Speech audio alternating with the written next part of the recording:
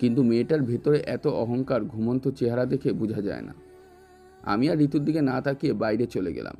বাগানে গিয়ে কিছু সময় হাঁটাহাঁটি করলাম, তবে খুঁড়িয়েই।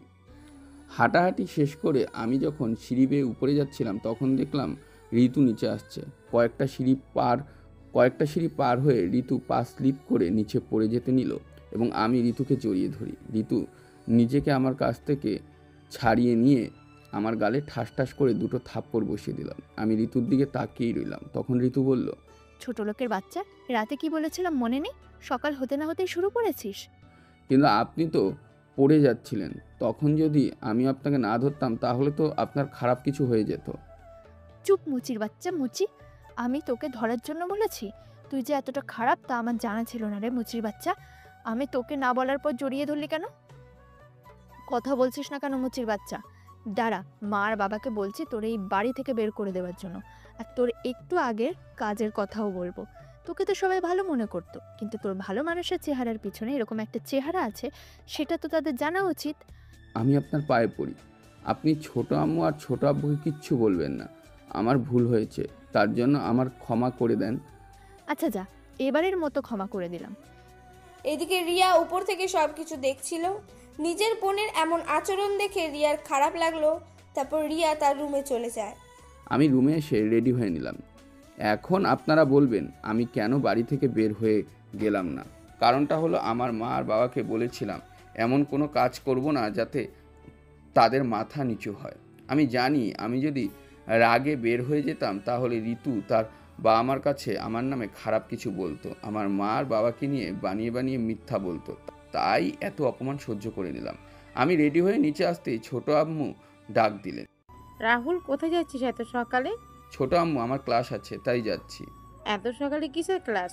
কি রে ঋতু, তুই বসে আছিস যে, ক্লাসে যাবি না তুই? এত সকালে কিসের ক্লাস? আমি জানি না তো। আসলে ছোট আম্মু, আমি ড্রাইভিং ক্লাসে যাচ্ছি, ড্রাইভিং শিখছি তো তাই। নাস্তা করে যা। আমি খেয়ে নিয়েছি।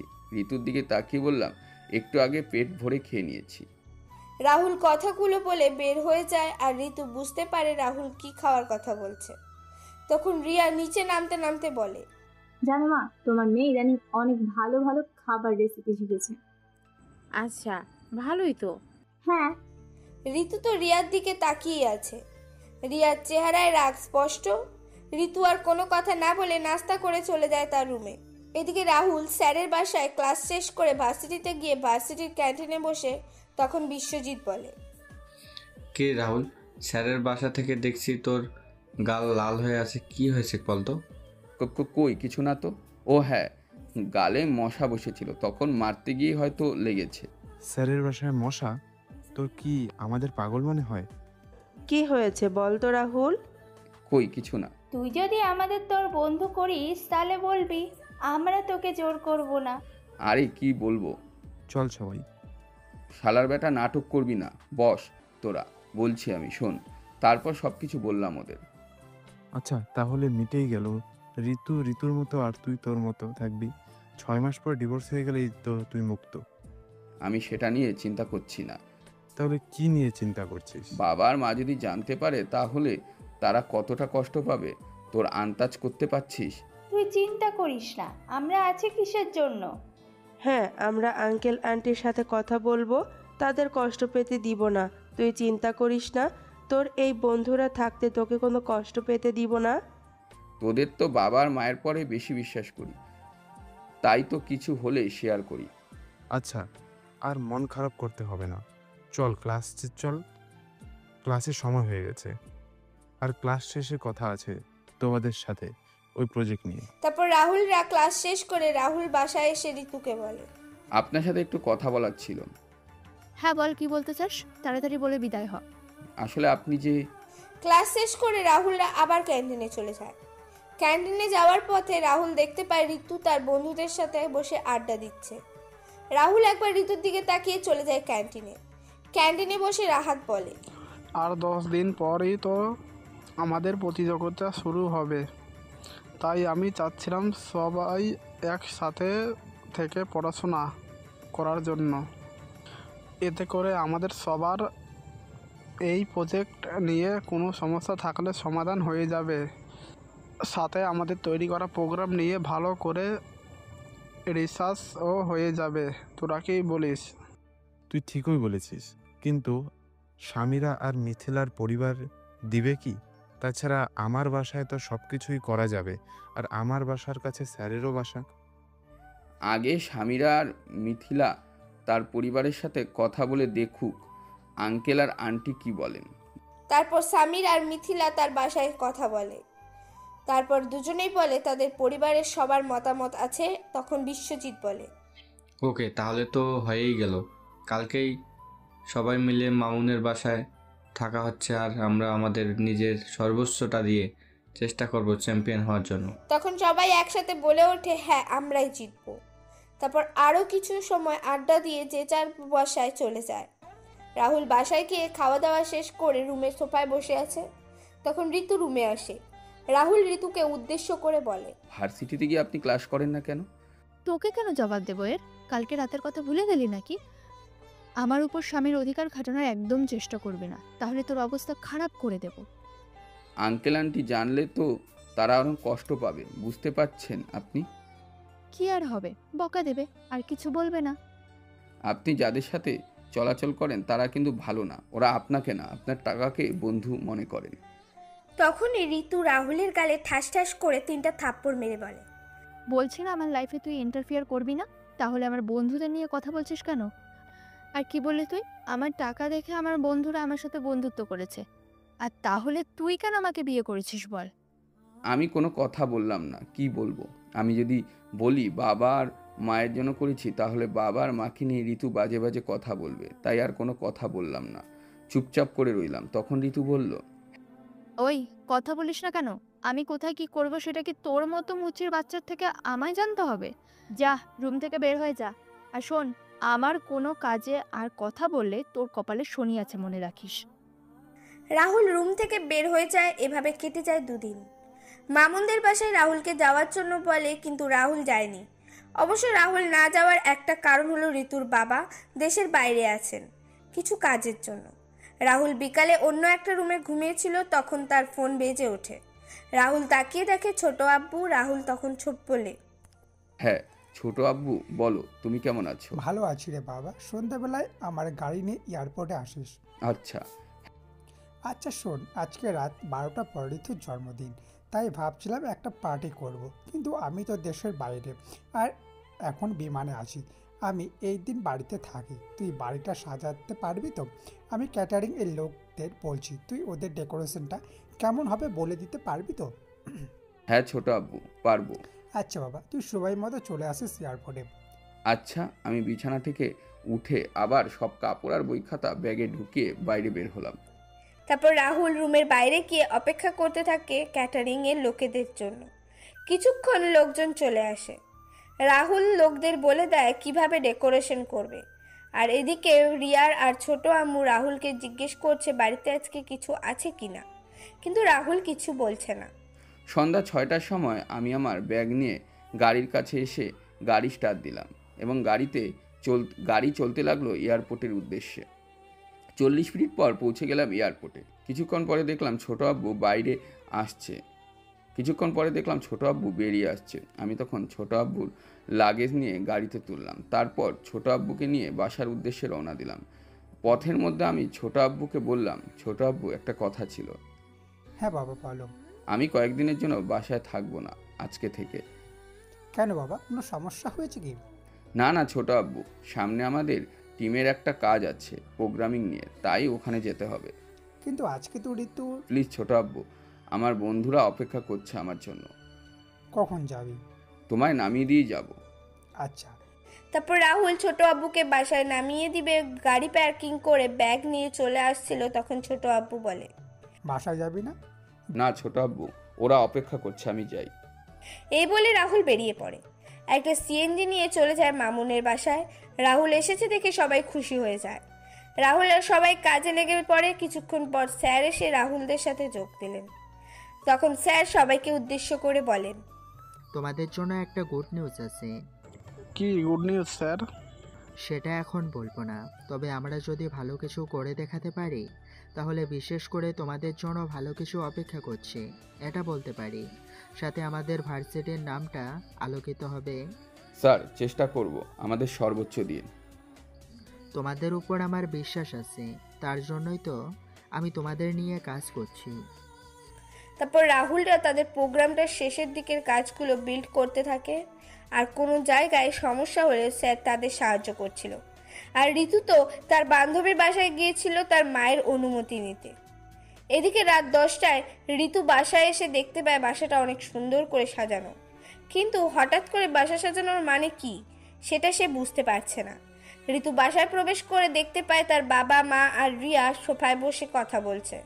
তখন ঋতু তার বাবা মাকে বলে, বাবা মা, বাসা হঠাৎ করে সাজানো হচ্ছে কেন?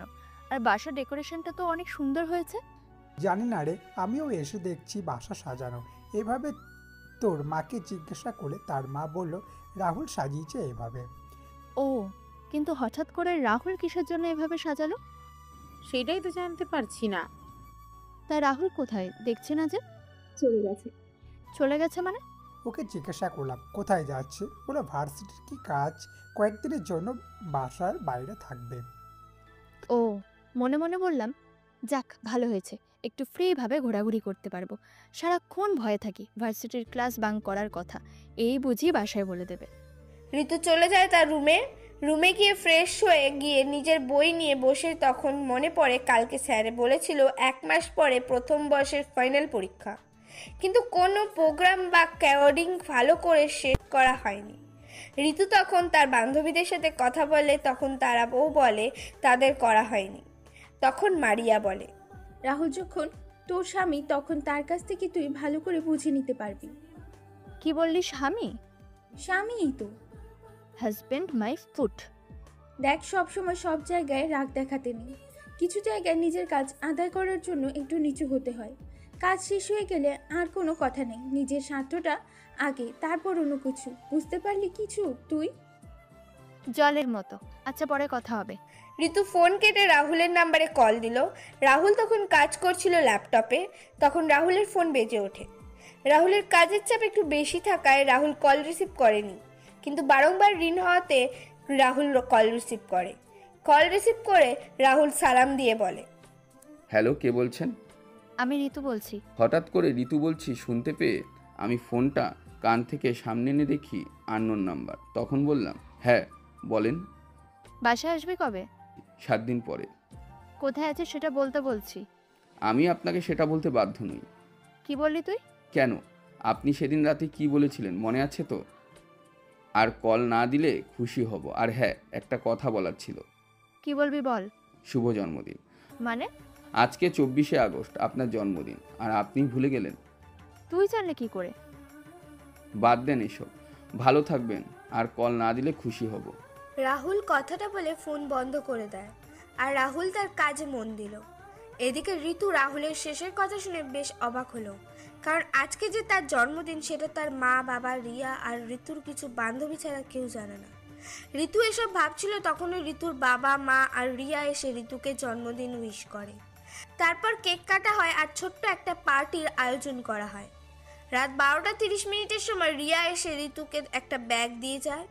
ঋতু রিয়াকে বলে, রিয়া, এটা আমায় দিচ্ছিস যে? এটা তোর জন্য আসছে তো, তাই তোকে দিলাম। কে দিয়েছে? সেটা জেনে কি করবি? গিফট দেওয়ার মানুষটা নাম না হয় অজানি থাকে। এত হেয়ালি না করে বল না বোন। জানি না, পার্সেল আসছে। ও আচ্ছা। রিয়া চলে যায় ঋতুর রুম থেকে। ঋতু পার্সেলটা খুলে দেখতে পায় সেখানে একটা হাতে কাজ করা হালকা নীল রঙের শাড়ি, সাথে 2 ডজন নীল চুড়ি, বেল ফুলের মালা আর 2টা নূপুর, যা ঋতুর খুব পছন্দের। কে দিল এই পার্সেলটা? আর সে জানলোই বা কি করে এগুলো আমার প্রিয়? যে দিয়েছে কোথায় তার কোনো নাম নেই। একটু ভালো করে খুঁজে একটা চিরকুট পেলাম। সেই চিরকুটে লেখা আছে, কতটা দিয়েছি বা কতটা দিতে পেরেছি জানি না, তবু তোমার জন্য আমার এই সামান্য গিফটখানা। ঋতু চিরকুটটা পরে বুঝতে পারছে না তাকে এমন গিফট কে দিয়েছে। তবে যেই দিক না কেন গিফটগুলো পেয়ে যেন সে ঋতুর আজকে খুব খুশি লাগছে। পরের দিন সকালে রাহুল ঘুম থেকে উঠে মামুনদের বাসার বাগানে একটু হাঁটাহাঁটি করে বাসায় এসে সব কয়টাকে ঘুম থেকে ডেকে তুলে, তবে বিশ্বজিৎকে ঘুম থেকে উঠানো যাচ্ছিল না। তখন রাহুল, বিশ্বজিৎকে এত ডাকার পরেও যখন উঠছিল না, তখন আমার মনে পড়ে একটা গাছের কথা, আর আমি সেটা মামুনদের বাগানে দেখেছি আছে। আমি তাড়াতাড়ি করে বাগানে এসে গাছের পাতা ছিঁড়ে তারপর পাতা ভালো করে পিষে বিশ্বজিতের মুখে ঢুকিয়ে দিলাম। তারপর আমরা অপেক্ষা করতে লাগলাম বিশ্বজিতের রিয়াকশন দেখার জন্য। ঘুমের ঘরে বুঝতে পারলাম মুখের ভিতর পান জাতীয় কিছু আছে। আমি অত কিছু না চিন্তা করে পান ভেবে চাবানো শুরু করলাম। কিছুক্ষণ পরে আমার পুরো গলা আর মুখের ভিতরটা তেতো হতে লাগলো। হয়াক থু থু, তেতোর জন্য আমার ঘুমটা হাওয়া হয়ে গেল। আমি বিছানা ছেড়ে উঠে পড়লাম। হঠাৎ হারামিগুলোর হাসির আওয়াজ শুনতে পেলাম। আমার আর বুঝতে বাকি রইল না এটা যে ওদের কাজ। আমি কিছু না বলে চলে গেলাম ওয়াশরুম, আর একটা একটা করে 3 জনের জন্য 3টা প্ল্যান রেডি করে রাখলাম। তারপর সবাই মিলে নাস্তা করে গেলতে লাগলো। নাস্তা শেষ করে সবাই আবার কাজে লেগে পড়ে। এদিকে ঋতু ঘুম থেকে উঠে সকালে নাস্তা করে বেরিয়ে পড়ে ভার্সিটির উদ্দেশ্যে। ঋতু ভার্সিটিতে গিয়ে ক্লাস করে সব কয়টা ক্লাস শেষ করে ঋতু তার বন্ধুদের সাথে একটা বড় হোটেলে খাবার খেতে যায়। আর এদিকে দুপুরে কাজ শেষ করে রাহুলরা সবাই মিলেও হোটেলে যায় খাবার খাওয়ার জন্য, কারণ আজকে স্বামীরা সবাইকে ট্রিট দিবে বলেছে। ঋতু গিয়ে দেখতে পায় রাহুল সহ তার বাকি বন্ধুরাও অনেক মজা করে খাবার খাচ্ছে। রাহুলও ঋতুকে দেখতে পায়, তবে একবার তাকিয়ে আর তাকায়নি। রাহুল হঠাৎ আর কেউ ঋতুকে দেখতে পায়নি। তখন হঠাৎ করে মিথিলা রাহুলকে বলে, রাহুল হা কর তো। কেন? কর না, হা করলে বুঝতে পারবি। কি জন্য বলবি তো সেটা বল। এত কথা বলিস কেন? হা করতে বলছি, কথা বলতে বলিনি, হা কর বলছি। হ্যাঁ। তখন সবাইকে অবাক করে দিয়ে হঠাৎ করে মিথিলা রাহুলকে জোর করে খাবার খাইয়ে দিল। এটা দেখে মামুন, রাহাত, বিশ্বজিৎ, স্বামীরা চোখ বড় করে তাকিয়ে আছে রাহুল আর মিথিলার দিকে। এদিকে ঋতুও তাকিয়ে দেখছে। এসব দেখে কেন জানি ঋতুর অনেক রাগ হচ্ছে, তবুও ঋতু কিছু বলতে পারছে না। তখন মিথিলা বলে, কি ব্যাপার, তোরা এইভাবে তাকিয়ে আছিস যে?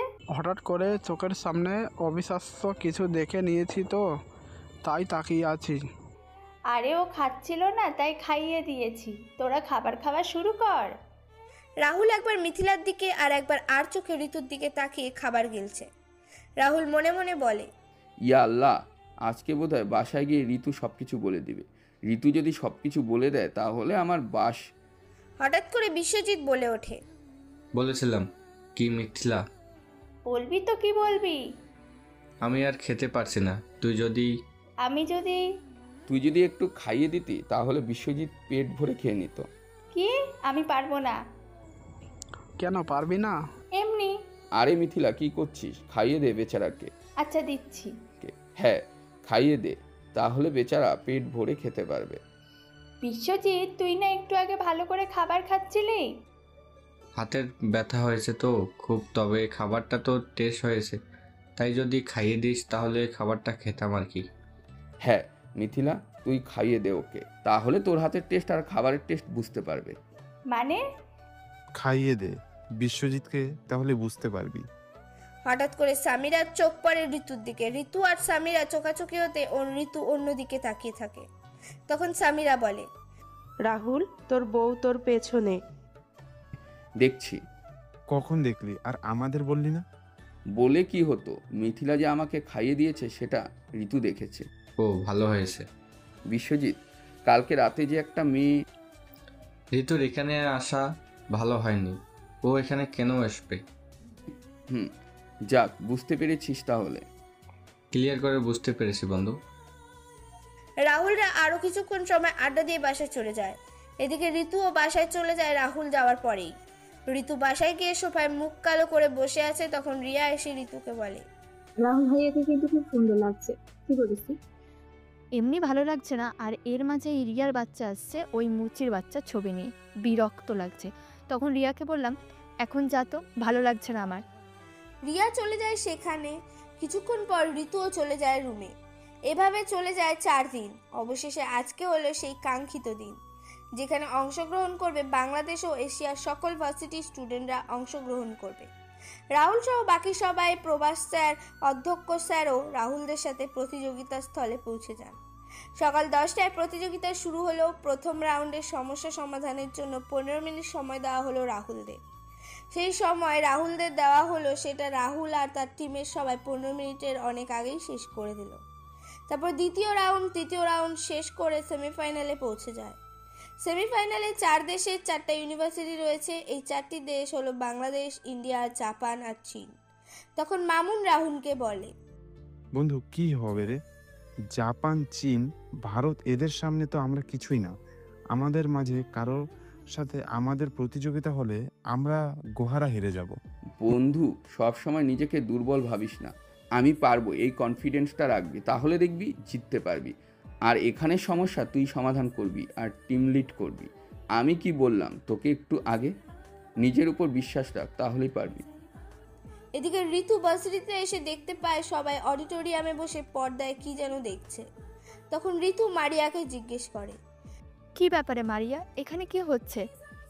আজকে তো এশিয়ার সকল ইউনিভার্সিটি নিয়ে প্রোগ্রামিং প্রতিযোগিতার আয়োজন করা হয়েছে, আর আমাদের ভার্সিটিও সেখানে অংশগ্রহণ করেছে। ও আমাদের ভার্সিটি পারবে না। আমাদের ভার্সিটিতে এমন কোনো স্টুডেন্ট নেই যে এরকম ভালো প্রোগ্রামার হবে।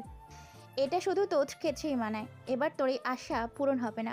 আমাদের ভার্সিটি অলরেডি সেমিফাইনাল রাউন্ডে চলে গিয়েছে। আর জানিস তো আমাদের ভার্সিটির টিম লিড কে করছে? কে? রাহুল। ওই মুচির বাচ্চা পারবে না কখনো। দেখা যাক কি হয়। আচ্ছা দেখা যাক, তবে বেশি আশা রাখিস না, নিরাশ হতে হবে। জানিস তো সবাইকে অবহেলা করা উচিত না, কারণ তুই যাকে এখন অবহেলা করছিস এক সময় তুই তার জন্য কান্না করবি। আর কার বিপদকে সাহায্য করবে সেটা একমাত্র সৃষ্টিকর্তাই বলতে পারেন। আমার এসব মুচির ছেলের দরকার কখনো পড়বে না।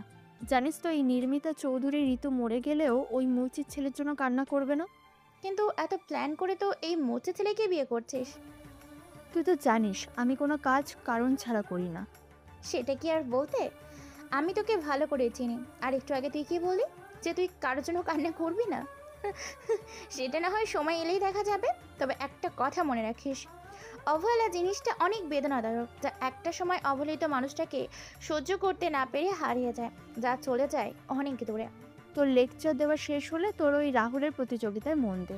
কথাগুলো এখন এড়িয়ে যাচ্ছিস, কিন্তু এক সময় তুই অনেক আফসোস করবি, এটা তুই মনে রাখিস। বিরতির পর আবার শুরু হলো প্রতিযোগিতা। 4 দেশের 4 ভার্সিটিকে 4টা সমস্যার সমাধান করতে দেওয়া হয়। 4টা সমস্যার সময়ের জন্য সময় বরাদ্দ ছিল 10 মিনিট। মামুন যায় এবার সমস্যা সমাধান করার জন্য। মামুনকে টিমের নেতৃত্বে দেখে অনেকেই আশা ছেড়ে দিয়েছিল। রাহুলকে অনেকেই নানা কথা বলেছিল, কিন্তু রাহুলের বিশ্বাস ছিল মামুন পারবে এই সমস্যার সমাধান করতে। এই সমস্যাটা সমাধান করতে পারছিলাম না, তখন কি করব বুঝতে পারছিলাম না। তখন রাহুলের বলা কথাগুলো মনে হলো। তখন একটা লম্বা শ্বাস নিয়ে আমি আবার চেষ্টা করা শুরু করলাম এবং সবার আগেই সমাধান করে ফেলি। আমি শেষ করার সাথে সাথেই বেল বেজে যায়। আমি তখন পাশে তাকিয়ে দেখলাম ভারত ও জাপানের স্টুডেন্ট সমাধান করতে পারেনি, আমি সবার আগে সমাধান করতে পেরেছি। মাইকে ঘোষণা করা হলো ফাইনাল আমরা এবং চীনের ভার্সিটি। আমরা সবাই একে অপরকে খুশিতে জড়িয়ে ধরলাম। যেহেতু সামনে ফাইনাল, তাই সবাইকে রিল্যাক্স হওয়ার জন্য 1 ঘন্টা সময় দেওয়া হয়। এর ফাঁকে সবাইকে লাঞ্চ করে নেওয়ার জন্য বলা হয়। রাহুলের সবাই লাঞ্চ করে বসে। তখন এই রিল্যাক্স সময়ের ফাঁকে প্রভাস স্যার আর অধ্যক্ষ স্যারেরা রাহুলদের আর কিছু বুঝিয়ে দিচ্ছে সবাইকে। 1 ঘন্টা পর আবার প্রতিযোগিতা শুরু হয়, তবে এবার 15টি সমস্যা আর 1 ঘন্টা সময় দেওয়া হয়। এই 1 ঘন্টা সময়ের মধ্যে যারা বেশি সমস্যার সমাধান করতে পারবে তারা হবে চ্যাম্পিয়ন এই প্রতিযোগিতায়। প্রতিযোগিতায় শুরু হয়েছে। রাহুল, রাহাত, মামুন, সামিরা, বিশ্বজিৎ আর মিথিলা সবাই কাজ করছে। প্রভাস স্যার আর অধ্যক্ষ স্যার সৃষ্টিকর্তার কাছে দোয়া প্রার্থনা করে সময় চালাচ্ছে। এদিকে চীনের স্টুডেন্টরা 30 মিনিটে 4টা সমস্যার সমাধান করে নিয়েছে, আর রাহুলেরা 3টা সমস্যার সমাধান করেছে।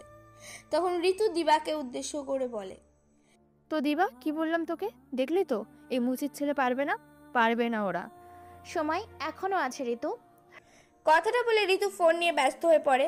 এদিকে রাহুল কাজ শেষ করে হল থেকে বেরিয়ে আসে। সামিরা, মিথিলা আর রাহাত রাহুলকে বলছিল বের না হতে, কিন্তু কারো কথা না শুনে বেরিয়ে এলো।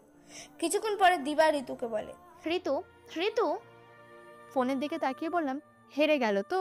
একবার টাকা। ঋতুর পর্দার দিকে তাকিয়ে তো অবাক। এইদিকে রাহুলরা কাজ শেষ করে বসে আছে, আবার মুখে চিন্তার ছাপ, কারণ 2 ভার্সিটির স্টুডেন্টরা শেষ করেছে একসাথে। কারা বেশি সমস্যার সমাধান করেছে সেটা যখন পরীক্ষা করা হয়।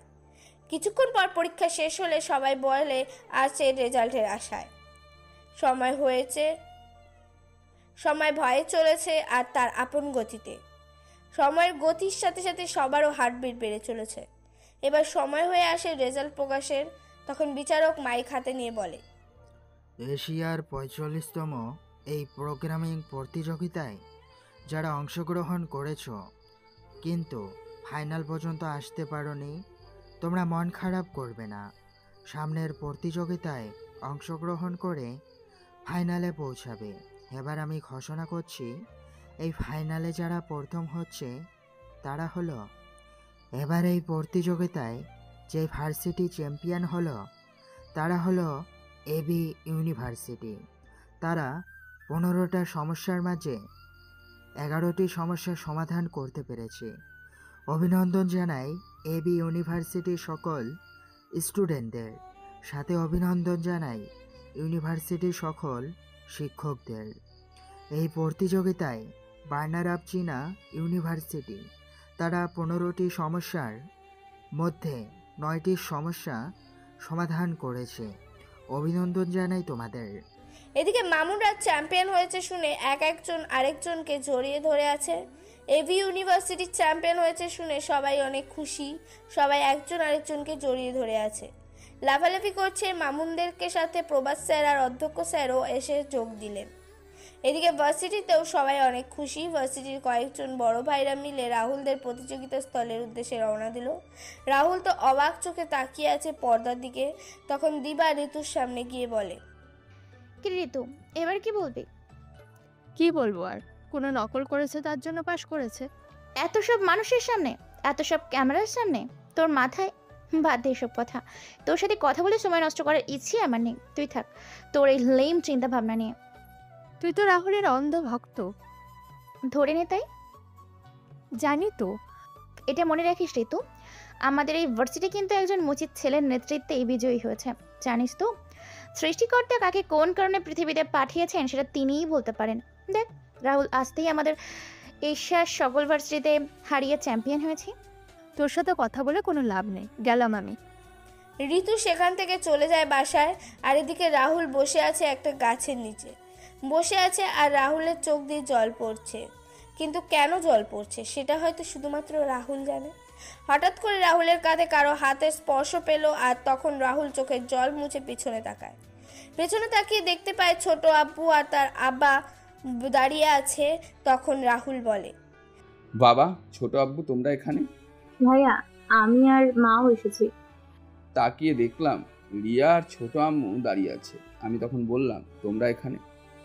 তুই না বললে আমরা কি করে কিছু জানতে পারবো না ভেবেছিস? না, সেটা ছোট আব্বু। ভয় হচ্ছিল যদি হেরে যাই তাহলে অনেক খারাপ কথা শুনতে হবে, তাই আর বলি নাই।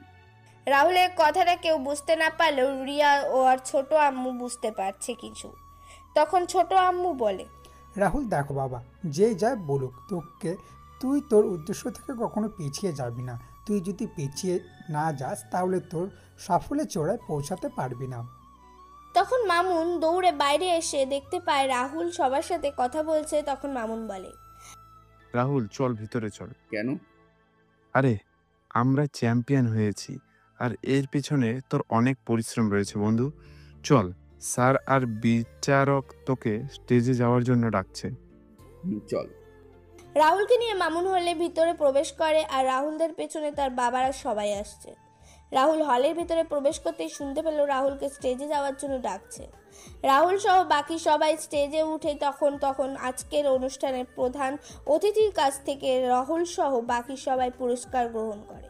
তখন বিচারক মাইক হাতে নিয়ে কিছু বলতে যাবে, আর তার আগে প্রভাস স্যার আর অধ্যাপক স্যার বিচারের কথা শুনে কিছু বলেন। তারপর বিচারক মাইক নিয়ে রেখে রাহুলের টিমের সবাইকে জিজ্ঞেস করে বলেন, guys, see you soon. Okay sir. তারপর সবাই মিলে হল থেকে বের হয়ে যায়। তখন অধ্যক্ষ স্যার বলেন, রাহুল, তুমিও তোমার টিমের সবাই চাইলে কয়েকদিনের ছুটি নিতে পারো। আর সামনে যেহেতু তোমার প্রথম বর্ষের ফাইনাল পরীক্ষা, তাহলে বাসায় বসে পড়তে পারো। না স্যার, ছুটি লাগবে না। আর আপনি তো বললেনই আমাদের পরীক্ষা সামনে, তাই আর এখন ছুটি নিলে হবে না। তোমাদের ইচ্ছে। তারপর রাহুলরা সবাই মিলে ভার্সিটিতে চলে যায়। সেখান থেকে কিছু সময় থেকে তারপর রাহুল বাসায় চলে আসে। রাহুল বাসায় এসে রুমে গিয়ে দেখতে পায় ঋতু বিছানায় বসে কি যেন ভাবছে। রাহুল সেদিকে না তাকিয়ে তার ব্যাগ থেকে কাপড় নিয়ে বাথরুমে ঢুকে যায়। বাথরুম থেকে বের হয়ে রাহুল দেখে ঋতু রাহুলের ব্যাগ থেকে ল্যাপটপ বের করে রয়েছে। আর রাহুল বলে, কি খুঁজছেন ল্যাপটপে? ঋতু হঠাৎ করে রাহুলের কণ্ঠ শুনে পেয়ে রাহুলের ব্যাগে ল্যাপটপ রেখে দেয়। তখন ঋতু বলে, কই কিছু না তো, আমার একটা জিনিস আনতে গিয়ে হাত লেগে ল্যাপটপটা পড়ে যায় ব্যাগ থেকে। কিন্তু কি? কিছু না, এই বলে আমি আমার ব্যাগটা নিয়ে ঋতুর রুম থেকে বের হতে যাচ্ছিলাম। তখন ঋতু বলে, কোথায় যাচ্ছিস? পাশের রুমে যাচ্ছি। কেন? মুচির ছেলে তো, তাই। আর আপনি চিন্তা করবেন না, এই 6 মাস আমি আছি আপনার গোলাম হয়ে। যখন প্রয়োজন হবে তখন এই গোলাম হাজির হয়ে যাবে। ঋতু আর কিছু বলবে তার আগে রাহুল বের হয়ে যায় রুম থেকে।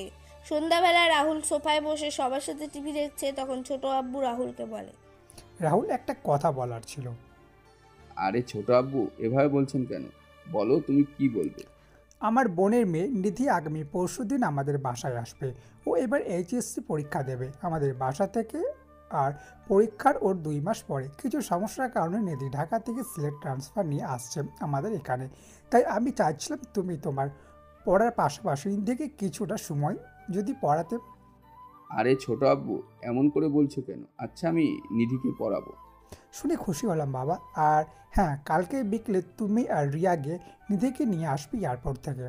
আচ্ছা। তখন রিয়া ঋতুর কানে কানে বলে, আপু তুই তো জানিস নিধি আপু কেমন মেয়ে। সে যদি কি? সে যদি রাহুল ভাইয়াকে পটিয়ে নেয় তাহলে তো রাহুল ভাই তোকে ডিভোর্স দিয়ে নিধি আপুকে বিয়ে করে নেয়। তাহলে কি হবে? ভালো হবে, আপত্তার কাছ থেকে মুক্তি পাবো। রাহুল ভাইয়াকে আপদ বলছিস তুই? তুই তো রাহুল ভাইয়াকে বিয়ের জন্য উঠে পড়ে লেগেছিলি। ও তুই বুঝবি না। না বুঝাই ভালো। তুই রাহুলকে ছেড়ে দিলে আমি নিধি আপুর আগেই বিয়ে করে নেব। কি বললি? আমি এই বাড়িতে থাকতে ওই মুচির ছেলের সাথে তোর বিয়ে হতে দেব না। আপু তুই রাহুলের সাথে যা যা করেছিস আমি সবকিছু জানি। দিবা আপুর কাছ থেকে আমি সব শুনেছি। এখন আমি যদি বাবার মাকে সবকিছু খুলে বলি তাহলে তো এই বাড়ি থেকে ফুট হয়ে যাবি। কি সব বাজে কথা বলছিস তুই? আমি এসব করতে যাব কেন? আর কি প্রমাণ আছে তোর কাছে? দিবা মিথ্যা বলেছে তোকে। সেদিন সিঁড়িতে তুই রাহুলের সাথে যা করেছিস সেটা আমি নিজের চোখে দেখেছি। সেটা কি বলবি? তখন রাহুল রিয়াকে ডেকে বলে, এই রিয়া। হ্যাঁ রাহুল ভাইয়া। পড়তে বসবি না? হ্যাঁ বসবো তো, চলো রুমে। রাহুল আগে আগে যাচ্ছে আর রিয়া পিছনে পিছনে। আর ঋতু রাহুল আর রিয়ার যাওয়ার দিকে তাকিয়ে আছে। তখন রিয়া ঋতুর দিকে ফিরে চোখ টিপে মারে। ঋতু তখন রিয়ার দিকে চোখ গরম করে তাকায়। রিয়া একটা হাসি দিয়ে তার রুমে চলে যায়। রাতের খাওয়া দাওয়া শেষ করে সবাই ঘুমিয়ে পড়ে। রাহুল রুমে এসে নিচে বিছানা করে শুনতে পারে যখন ঋতু রাহুলকে বলে, তোর সাথে কিছু কথা আছে। হ্যাঁ বলুন। রিয়া যদি তোকে কিছু বলে তুই না করে দিবি। কিন্তু রিয়া আমায় কি বলবে? যা বলেছে সেটা করবি। এত প্রশ্ন করছিস কেন? আরে আমি কি? বেশি কথা না বলে আমার পাটা টিপে দে, পায়ে অনেক ব্যথা করছে। নিজে করে নিন, আমি পারবো না। ঋতু বিছানা থেকে নেমে এসে রাহুলের গালে ঠাস ঠাস করে চড় বসিয়ে দেয়। তখন ঋতু বলে, মুচির বাচ্চা মুচি, আমার মুখে মুখে কথা বলিস, আবার আমার কথার উপর না বলিস। তোর তো দেখছি সাহস খুব বেড়েছে। চুপচাপ পাটা ভালো করে টিপে দে, না হলে তোর কপালে শনি আছে। হঠাৎ করে ঋতু এসে আমায় চড় মারতেই আমি ব্যালেন্স রাখতে না পেরে পাশে থাকা সোফার হাতলের সাথে আমার কপাল লেগে অনেকটা ফেটে যায়। ডিম লাইটের আলোয় দেখতে পেলাম কপাল থেকে রক্ত পড়ছে আমার। তখন আবার ঋতু বলল, কি করে কি বললাম শুনতে পাসনি? কপালে একটা কাপড় বেঁধে আমি নিচে বসে ঋতুর পায়ে মালিশ করতে লাগলাম। এইদিকে কাপড় ভেদ করে রক্ত পড়ছে কপাল থেকে। ভয় কিছুই বলছি না, এখন কিছু বললে আর কি করব, তাই আর কিছু বললাম না। এভাবেই কেটে যায় 30 মিনিট। আমি ঘড়ির দিকে তাকিয়ে দেখলাম 1টা বাজে। হঠাৎ করে আমার মাথাটা চক্কর দিয়ে উঠল, আর সাথে সাথে আমার চোখও ঝাপসা হতে লাগলো। কিছু সময় পর আমার চোখ বুঝে গেল। পরের দিন দুপুরের দিকে রাহুলের জ্ঞান ফিরে। আর রিয়া তখন রাহুলের পাশে। রাহুলের জ্ঞান ফিরছে দেখে রিয়া চিৎকার দিয়ে তার বাবা মাকে ডাক দিল। মা বাবা তাড়াতাড়ি আসো তোমরা, রাহুলের জ্ঞান ফিরেছে। রিয়ার চিৎকার শুনে ছোট আম্মু আর ছোট আব্বু রাহুলের রুমে আসেন। তারা এসে দেখতে পেলেন রাহুল রিয়ার সাথে কথা বলছে। তখন ছোট আম্মু বলেন, কিরে রাহুল, মাথায় আঘাত পেলি কি করে? ওই বাথরুম থেকে বের হয়ে আসছিলাম, তখনই পা পিছলে পড়ে যাই, কিন্তু তোমরা জানলে কি করে? ঋতু বলো, তাই আমরা এসে দেখি তুই অজ্ঞান হয়ে গেছিস, তখন তোকে হাসপাতালে নিয়ে আসি আমরা। হো। একটু খেয়াল করে চলাফেরা করবি না তো? সামনে থেকে আর হবে না ছোট আম্মু। আমি কথা বলে চারপাশে তাকালাম, কিন্তু ঋতুকে দেখতে পেলাম না। তখন রিয়া বলে, তাকে খুঁজছো আপুকে? আপু ভার্সিটি গেছে, সকাল সকাল ওর জানি কি ক্লাস আছে তাই চলে গেছে। আচ্ছা ভালো ছোট আম্মু আর ছোট আব্বু, তাহলে এখন বাসায় যাওয়া যাক। এখন না, কালকে যাবি। ছোট আম্মু, এখানে থাকলে আমার দম বন্ধ হয়ে আমি মারা যাব। এটা আমার জেলখানা মনে হচ্ছে। আমি না হয় বাড়িতে গিয়ে রেস্ট করব, তবু এখানে না আমি। আচ্ছা, আমি ডক্টরের সাথে কথা বলছি। তারপর ছোট আব্বু চলে যায়। আমিও চোখ বুজে শুয়ে রইলাম। তখন হঠাৎ করে আমার ফোন বেজে ওঠে। আমি তখন ফোন রিসিভ করে হ্যালো বললাম, আর অপর পাশ থেকে বলল, ফোন হাতে নিয়ে দেখলাম বাবার ফোন। তখন ফোন রিসিভ করতেই মা বলল, কিরে বাবা, কেমন আছিস তুই? ভালো আছিস তো? তোর কিছু হয়নি তো? আমি আজকে রাত্রে একটা বাজে স্বপ্ন দেখেছি তোকে নিয়ে, কিন্তু তোর সাথে কথা বলার সময় হয়নি, আর তোর বাবাও জমির কাজে ব্যস্ত ছিল। না মা, কিছু হয়নি, আমি একদম ভালো আছি। তুমি আমায় নিয়ে একদম টেনশন করো না। তোমরা কেমন আছো সবাই? তুই ভালো থাকলে আমরা ভালো থাকবো রে বাবা। আচ্ছা বৌমা কোথায়? ঋতু তো একটু কাজে ভার্সিটিতে, আর আমি বাইরে আছি। ও আচ্ছা, রাখছি তাহলে। আচ্ছা মা। ফোন রেখে মনে মনে বললাম, এই দুনিয়াতে কেবল মায়ের ভালোবাসাটাই কখনো বদলায় না, সব কিছু বদলায়, কিন্তু মায়ের ভালোবাসা অপরিবর্তনীয়। এই পৃথিবীতে মা হচ্ছে একমাত্র মনোবিজ্ঞানী, যিনি সন্তানের কোনো বিপদ হলে সবার আগে জানতে পারেন। পৃথিবীর সব কিছুর পেছনে স্বার্থ থাকলেও মায়ের ভালোবাসা, মমতার কোনো স্বার্থ থাকে না। সেটা হয় মায়ের সন্তানের প্রতি নিঃস্বার্থ ভালোবাসা। আমি এসব ভাবছি, তখন ছোট আব্বু রুমে আসেন। তখন রিয়া ছোট আব্বুকে বলে, বাবা, রাহুল ভাইয়াকে কখনো বাসায় নিয়ে যাবে? একটু পরেই নিয়ে যেতে পারবো। বিকেলে রাহুলকে নিয়ে বাসায় যাওয়া হয়। সবাই চাচ্ছিল রাহুলকে নিয়ে রুমে যেতে, কিন্তু রাহুল সবাইকে পড়ার অজুহাত দেখিয়ে অন্য রুমে নিয়ে যাওয়ার জন্য বলে। তখন রাহুলকে রিয়ার পাশের রুমে নিয়ে যাওয়া হয়। রাহুলকে বাসায় নিয়ে যাওয়ার পর ঋতু এসে রাহুলকে একবার দেখা করে যায়নি। অবশ্য রাহুল এটা হবে সে আগে জানতই। রাহুল এত কিছু না ভেবে ঘুমিয়ে পড়ে। রাহুলের ঘুম ভাঙে ফোনের শব্দে। রাহুল ফোন হাতে নিয়ে দেখতে পায় মামুনের কল। রাহুল ফোন রিসিভ করে বলে, হ্যাঁ মামুন, বল। কি, তোর কোনো খবর নেই? কালকে যে বাসায় গেলি তারপর তো তুই হাওয়া হয়ে গেলি। আরে বেটা, ঘুমাচ্ছিলাম আজকে সারাদিন। কালকে টেনশনে ঘুম হয়নি কয়েকদিন। অনেক অনেক ধন্যবাদ বন্ধু। কেন? টিমের সবাই আমার উপর ভরসা না করলেও তুই যে আমায় ভরসা করেছিস, এবং আমি কাজটা করতে পেরেছি শুধুমাত্র তোর অনুপ্রেরণায়। আরে শালা, বন্ধুদের মাঝে কোনো ধন্যবাদ নেই। আর বাদ দে এসব কথা, এখন বল বাকিদের খবর কি? আজকে সবাই ভার্সিটি এসেছিল, কিন্তু তোর কোনো খোঁজ নাই। তোর খোঁজ না পেয়ে সামিয়া আর মিথিলা ঋতুকে জিজ্ঞেস করে, তখন ঋতু বলে জানি না। ও আচ্ছা, তোরা ঋতুকে আমার ব্যাপারে কোনো কিছু জিজ্ঞেস করবি না আর? কেন? এমনি। কালকে ভার্সিটিতে আসবি? না রে, কালকে বাসায় কাজ আছে, আর মঙ্গলবারে আসবো ভার্সিটিতে। তাহলে আমি সবাইকে বলে দেই কালকে ভার্সিটি না যাওয়ার জন্য। আচ্ছা, রাখছি তাহলে। আরে শোন, যে কারণে কল দিয়েছি সেটা বলা হয়নি। কি বলবি বলো। মঙ্গলবার সকাল 8টায় তোকে আর আমাকে প্রভাষক স্যার তার বাসায় ডেকে বলেছেন। কেন হঠাৎ করে স্যারের বাসায় কেন? জানি না, তবে স্যার বলেছেন তার বাসায় যাওয়ার পরে তোকে আর আমাকে কোথায় নিয়ে যাবেন। আচ্ছা, তাহলে মঙ্গলবার সকালে দেখা হবে। Bye bye. রাহুল ফোন কেটে ঘুমানোর চেষ্টা করে, কিন্তু ঘুম আসছে না। তখন রাহুল ঘড়ির দিকে তাকিয়ে দেখলো সন্ধ্যা 7:30 বাজে। রাহুল বিছানা ছেড়ে উঠে নিচে যাওয়ার জন্য হাঁটা দিল। রাহুল সিঁড়ি বেয়ে নিচে নামতে দেখতে পায় ছোট আম্মু, ছোট আব্বু, রিয়া আর ঋতু বসে টিভি দেখছে। রাহুল গিয়ে ছোট আম্মুর পাশে বসে। তখন রাহুল রিয়াকে বলে, কি রে রিয়া, পড়াশোনা নেই তোর? আরে ভাইয়া, তুমি আসলে কখন? সবেমাত্র আসলাম। তুই এখন নিচে আসতে গেলি কেন? একটা রুমে বসে রেস্ট নিতি। ছোট আব্বু আর কত ঘুমাবো? ঘুমাতে ঘুমাতে ঘুম হাওয়া হয়ে গেছে। কথাটা বলে আমি ঋতুর দিকে তাকালাম। দেখলাম ঋতু আমার দিকে তাকিয়ে আছে আর চোখের কোণে জল আছে। আমি আর ঋতুর দিকে তাকালাম না। তখন ছোট আম্মু বলল, রাহুল তুই বস, আমি কফি নিয়ে আসছি।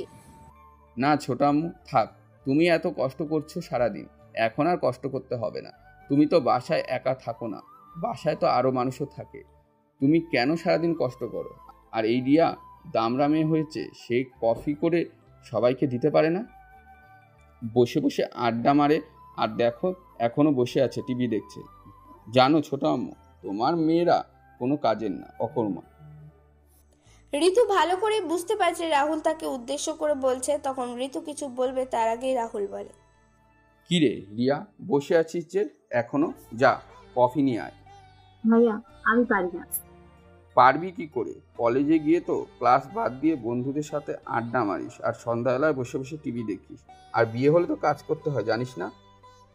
না, তোর শ্বশুর বাড়ি গিয়ে ছোট আম্মু গিয়ে রান্না করে দিয়ে আসবে। আচ্ছা যাচ্ছি। চল এখন পড়তে বসবি। চলো। রাহুল আর রিয়া তার রুমে চলে যায়। এদিকে ঋতু তো রাগে ফুঁসছে আর ছোট আম্মু আর ছোট আব্বু মুখ চেপে হাসছে। ঋতু রেগে রুমে চলে যায়, তার রিয়ার পড়ার টেবিলে বসে বলে, ভাইয়া তুমি এটা ঠিক করলে না। কি ঠিক করলাম না? এই যে আপুকে কথা শোনাতে গিয়ে আমার কথা শুনিয়ে দিলে। কে বলেছে ওই দজ্জালকে আমি কথা শোনাতে গেছি? আমি যা বলেছি তা সত্যি বলেছি। আর তুই বেশি পাকামি না করে পড়তে বস। বসছি। ঋতু রুমে গিয়ে রাগে ফুঁসছে। রাহুল তাকে এভাবে তার মা বাবার সামনে অপমান করলো, কিন্তু তার বাবা মা কিছু বললো না, উল্টো তার কথাগুলো চুপচাপ শুনে নিল। রাতের খাবার সময় ঘটলো আরেক বিপত্তি। খাবার টেবিলে বসে সবাই খাবার খাচ্ছিল, তখন ঋতু অনুভব করলো কেউ তার পায়ে সুড়সুড়ি দিচ্ছে। ঋতু সামনে তাকিয়ে দেখলো রিয়া মিটমিট করে হাসছে। ঋতু তখন ডান পাশে তাকিয়ে দেখলো রাহুল ও রিয়ার দিকে তাকিয়ে আছে। ঋতু এবার অনুভব করলো তার পায়ে কেউ আবার সুড়সুড়ি দিচ্ছে। তখন ঋতু টেবিলের নিচের দিকে তাকিয়ে দেখে রিয়ার পা। তখন ঋতু রেগে চিৎকার করে বলে, রিয়া হচ্ছেটা কি? তুই আমার পায়ে সুড়সুড়ি দিচ্ছিস কেন? আমি ঋতুর কথা শুনে কাশতে শুরু করলাম। তখন পানি খেয়ে নিলাম এক ঢোকে। তখন রিয়া বলল, আপু তুই কি এখনো বাচ্চা আছিস? কোথায় কি বলতে হয় সেটাও এখনো শিখলি না? বাবা মার সামনে আছে, তারপরও এমন কথা বলছিস? এই এই কি বলছিস তুই? চুপচাপ খাবার শেষ করো দুইজন, আর কোনো কথা বলবে না।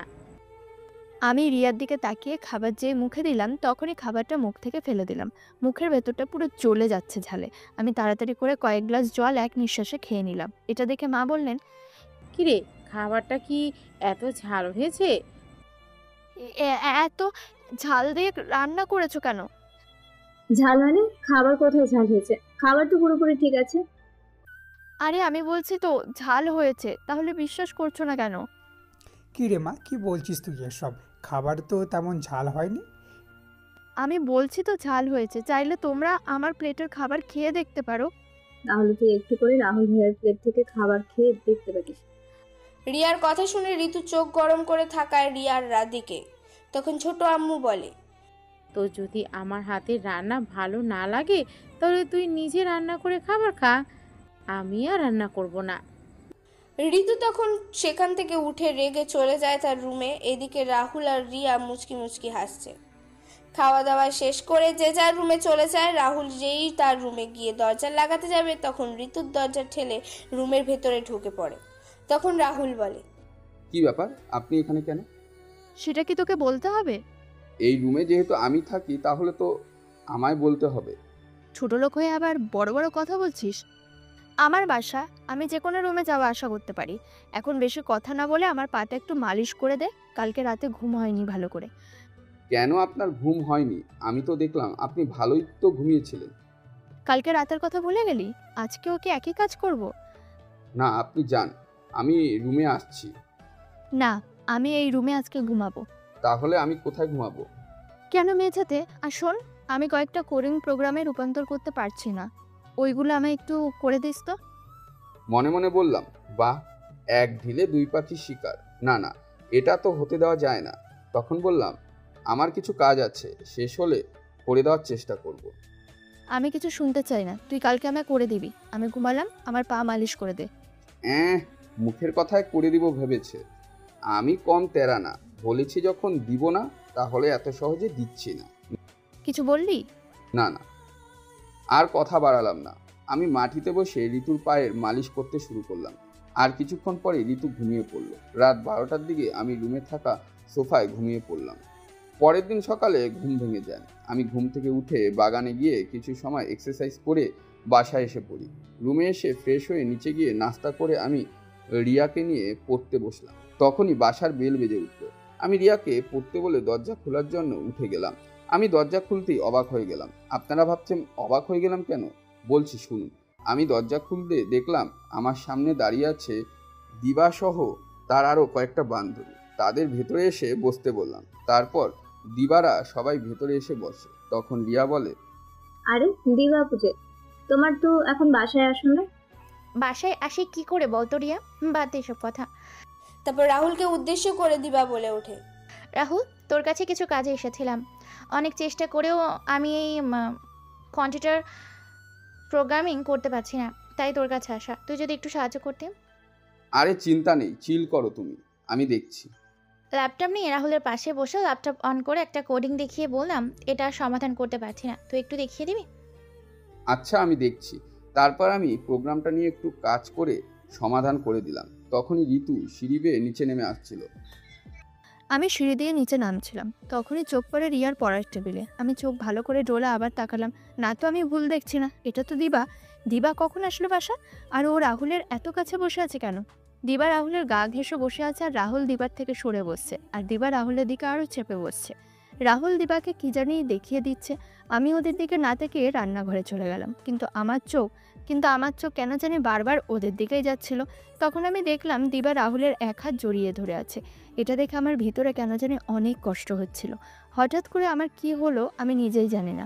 আমি তখন দিবার সামনে গিয়ে বললাম, কিরে দিবা, তুই কখন এলি? আরে ঋতু, কেমন আছিস তুই? ভালোই, তুই কেমন আছিস? রাহুল, কিছু কাজ ছিল আর তোর সাথেও। আরে আমি ভালো আছি। ওর সাথে তোর কাজ শেষ? হ্যাঁ শেষ। তুই আমার রুমে যা, আমি আসছি। একসাথে যাই, চল। না, তুই যা, আমি আসছি। দিবা আর ওর বান্ধবীরা চলে যায়। তখন ঋতু রিয়াকে বলে, কি রে রিয়া, তোকে কি আলাদা করে নেমন্তন্ন দিতে হবে? আমাকে কিসের নেমন্তন্ন দিবি তুই? রুমে যাওয়ার জন্য। আমি কেন রুমে যাব? রাহুলের সাথে আমার কিছু কথা আছে। রোম্যান্স করবি নাকি? এবার রেগে দাঁতে দাঁত চেপে বললাম, হ্যাঁ করব। তোর সমস্যা আছে? রুমে যা। যাচ্ছি, করো তোমরা। কি করব? ওই যে বললি রোম্যান্স। তারপর রিয়া চলে যায় ওর রুমে। ঋতু টেবিলে থাবা দিয়ে রাহুলের দিকে ঝুঁকে বলে, কি করলি তুই এটা? আমি আবার কি করলাম? তুই দিবার সাথে এভাবে ঘেঁষে বসে কথা বলছিলে কেন? আমি কই ঘেঁষে কথা বলছিলাম? আমি তো আমার জায়গাতেই বসে কথা বলছিলাম। Wait a minute. কি হলো আবার? আমি দিবার সাথে ঘেঁষে বা জড়িয়ে ধরে কথা বললে আপনার কি? যা বলছি সেটা বল, আমায় কোনো প্রশ্ন করবি না। দিবার কি জানি সমস্যা ছিল, সেটা নিয়ে আসছে, তাই আমি সেটা দেখিয়ে দিচ্ছিলাম। ও দিবার সমস্যাগুলো দেখিয়ে দিচ্ছিল, আর আমি যে বলেছিলাম আমার সমস্যাগুলো দেখিয়ে দেওয়ার জন্য। আপনি তো আর নিয়ে আসেননি, দিবা কষ্ট করে নিয়ে আসছে, তাই দেখিয়ে দিচ্ছিলাম। এখন আমি ল্যাপটপ নিয়ে আসছি, তুই আমার সমস্যার সমাধান করে দিবি। না, এখন পারবো না। কেন? ছোট আব্বু বলে গিয়েছে রিয়াকে নিয়ে কলেজে যেতে, আর কলেজ থেকে নিয়ে বাসায় ফিরতে। আমি কথা বলে সেখান থেকে রুমে চলে আসি। আর ওইদিকে ঋতু হাবুলের মতো তাকিয়ে আছে রাহুলের দিক যাওয়ার দিকে। ঋতু তার রুমে চলে যায়। ঋতু রুমে গিয়ে দিবাকে বলে, কি তুই না বললে আমাদের এখানে আর আসবি না? হাজরক, তুই আমার বান্ধবী, তোর বাসায় না এসে পারি বল? বুঝলাম, এখন বল আমার কাছে তোর কিসের কাজ? ও হ্যাঁ, এই কার্ডটা রাখ। কিসের কাজ এটা? আজকে আমার এঙ্গেজমেন্ট, তাই দাওয়াত দিতে এলাম। কালকে ভার্সিটিতে গিয়ে তোকে খুঁজে পাইনি, তাই সকাল সকাল চলে আসলাম। কংগ্রেস বান্ধবী? কংগ্রেস বললেই তো আর হবে না। তাহলে? সন্ধ্যাবেলায় তুই আর রাহুল বাকি সবাই মিলে আমাদের বাসায় যেতে হবে। কিন্তু রাহুল তো। আমি কিচ্ছু জানতে চাই না, তুই রাহুল সহ বাকি সবাইকে নিয়ে আসবি। আচ্ছা। তখন দিবা ঋতুর রুম থেকে বের হয়ে যাবে। তখন দিবার বান্ধবী ময়না দিবার কানে কানে কিছু কথা বলে। তখন দিবা তার কাজিনের কথা শুনে হেসে ঋতুর উদ্দেশ্যে বলে, ঋতু, রাহুলের নাম্বারটা দে তো। কেন? আমার বান্ধবীর কথা বলবে রাহুলের সাথে। হারামজাদি, কি বললি? আরে সবাই চল, ঋতু খেপে গেছে। দিবা আর ওর বান্ধবীরা চলে যায় আর ঋতু রুমে বসে বকবক করছে। এদিকে রাহুল রেডি হয়ে নিচে গিয়ে খাবার খাওয়া শুরু করে। কিছুক্ষণ রিয়া আর ঋতু এসে খাবার টেবিলে বসে। খাওয়ার মাঝে রিয়া তার মাকে উদ্দেশ্য করে বলে, মা আমার কিছু টাকা লাগবে। কেন? শপিং করব। একা একা পারবি? সমস্যা হবে না, তাছাড়া রাহুল ভাই তো আছেই। কলেজে যেতে নিয়ে যাস। মা সকালে দিবা এসেছিল, আর আজকে ওর এঙ্গেজমেন্ট, সবাইকে সন্ধ্যাবেলা ওর বাসায় যাওয়ার জন্য বলছে। আচ্ছা, কিন্তু রাহুলের তো তেমন কাপড় নেই, ওর জন্য তো কিছু কেনা প্রয়োজন। না না ছোট আম্মু, আমার লাগবে না, আর আমি এসব অনুষ্ঠান পছন্দ করি না। তোমরা বরং যাও, আমি বাসায় বসে আমার পড়া কমপ্লিট করব। ঋতু কিছু বলতে যাবে তখন রিয়া বলে উঠল, আরে মা, আমি আছি না, আমি ভাইয়ের জন্য শপিং করে নিয়ে আসবো। এই, আমারও শপিংয়ের প্রয়োজন আছে, আমিও যাব। তুই তোর বন্ধুদের সাথে যা। চুপ কর, তেলের অনেক দাম বেড়েছে জানিস না? একটাই গাড়ি দিয়ে যাব। তারপর খাওয়া দাওয়া শেষ করে রাহুল বসে রইল সোফায়, আর ঋতু আর রিয়া চলে যায় রেডি হতে। প্রায় 30 মিনিট পর রিয়া আর ঋতু আসে নিচে। রাহুল দুজনের দিকে একবার তাকিয়ে গাড়িতে গিয়ে বসে পড়ে। কিছুক্ষণ পর রিয়া আর ঋতু গাড়িতে গিয়ে বসে। রাহুল গাড়ি ড্রাইভ করছে, ঋতুর সামনে আর রিয়া পেছনে। 20 মিনিট পর রিয়ার কলেজ এসে যায়। রিয়া গাড়ি থেকে নেমে ক্লাসে চলে যায়। রাহুল গাড়ি পার্কিং করে গাড়িতে বসে রইল, আর ঋতু বাইরে হাঁটছে। ঋতুর গাড়ি কাছে এসে রাহুলকে উদ্দেশ্য করে বলে, এ যা তো, আমার জন্য জল নিয়ে আয়, পানির তৃষ্ণা পেয়েছে আমার। জল কিনে আনবো কেন? গাড়িতেই তো জল আছে, জল খেয়ে নিন। আমার ঠান্ডা জল খেতে ইচ্ছে করছে। একটু আগেই গাড়ির তেল নিয়ে কথা বললেন, আর এখন যে জল থাকা সত্ত্বেও জল কিনে আনার জন্য বলছেন, তাতে কি টাকা খরচ হবে না? সেটা আমি বুঝবো। টাকা তো আর আপনি উপার্জন করেন না। দেখ, মেজাজ গরম করবি না, তোকে পানি নিয়ে আসতে বলেছি না, পানি নিয়ে আয়। টাকা দিন, আমি নিয়ে আসছি। সামান্য পানি কিনে আনার টাকাও তোর কাছে নেই? কি করব বলুন তো, ছোট লোক মুচির ছেলে বলে কথা, টাকা থাকবে কি করে? তা অবশ্য ঠিক বলেছিস, নে টাকা। ঋতুর থেকে টাকা নিয়ে রাহুল দোকান থেকে পানির বোতল কিনে এনে ঋতুর কাছে দিয়ে আবার গাড়িতে বসে পড়ে। মোবাইল দিয়ে গেমস খেলা শুরু করে। তখন ঋতু বলে ওঠে, বিকালে কোথাও যাবি তুই? হ্যাঁ। কোথায় যাবি? এয়ারপোর্টে নিধিকে আনতে। ও। রাহুল আবার গেমস খেলায় মনোযোগ দিল। সময় চলে যায় এভাবে। দুপুর 12:30 সে রিয়া চলে যায় গাড়ির কাছে। তারপর রাহুল গাড়ি চালানো শুরু করে। কিছুক্ষণ পরে রাহুলেরা পৌঁছে যায় শপিং মলে। তখন রাহুল বলে, রিয়া তোমরা ভেতরে যাও, আমি গাড়ি পার্কিং করে আসছি। রিয়া আর ঋতু গাড়ি থেকে নেমে শপিং মলের ভেতরে চলে যায়। রাহুল গাড়ি পার্কিং করে চলে যায় ভেতরে। রাহুল রিয়া আর ঋতুর সাথে এক দোকান থেকে অন্য দোকানে যাচ্ছে। প্রথম তলা থেকে পঞ্চম তলা পর্যন্ত একরকম করে কেনাকাটা করছে রিয়া আর ঋতু। রাহুল একটা জায়গায় বসে বসে মনে মনে বলে, ইয়া আল্লাহ, মেয়েরা এত শপিং করতে পারে। প্রথম থেকে পঞ্চম তলায় এসেও পড়লো, কিন্তু এদের চেহারার কোনো ক্লান্তির ছাপ নেই। অথচ আমি এদের সাথে থেকে থেকে আমার অবস্থা পুরোই খারাপ হয়ে গেল। না না, এবার গিয়ে কিছু খেতে হবে। আমি পাশে তাকিয়ে দেখলাম একটা ক্যান্টিন আছে, আমি সেখানে গিয়ে বসে পড়লাম। হুট করে আমার চোখ পড়লো পাশের টেবিলে। আরে শাল্লা, এটা কি করে সম্ভব? আমি আমার টেবিল ছেড়ে পাশের টেবিলে গিয়ে বসে বললাম, কিরে তোরা এখানে কেন? শপিং করতে আসছিস বুঝি? আপনারা ভাবছেন রাহুল কাদের সাথে কথা বলছে, তাই তো? চলুন শুনে আসি কাদের সাথে কথা বলছে। রাহুল, তার পরেরটা বল। তুই এখানে কি করে? তার আগে বল, তুই আর মিথিলা এখানে কেন? না আসলে কবে থেকে চলছে? বন্ধু, এই 10 দিন। 2 মাস।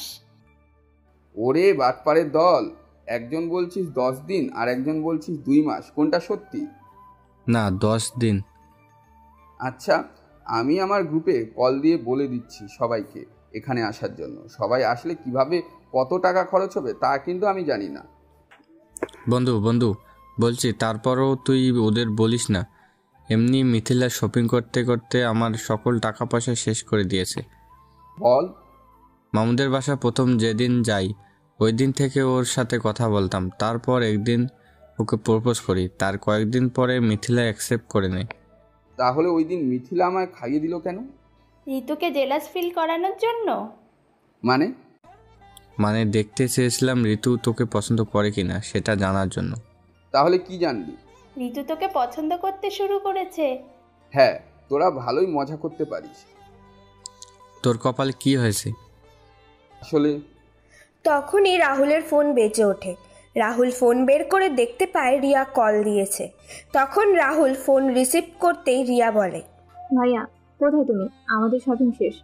যাক, তোমাদের শপিং শেষ হয়েছে তাহলে। কোথায় তোমরা এখন? তিনতলায় আছি আমরা। আচ্ছা, তোমরা ওখানেই দাঁড়াও, আমি আসছি। আমি ফোন কেটে বিশ্বজিৎকে বললাম, দিবার সাথে দেখা হচ্ছে তাহলে। রাহুল বেরিয়ে সেখান থেকে রিয়াদের সামনে এসে রিয়া আর ঋতুর হাত থেকে ব্যাগ নিয়ে পার্কিংয়ের উদ্দেশ্যে হাঁটা দিল।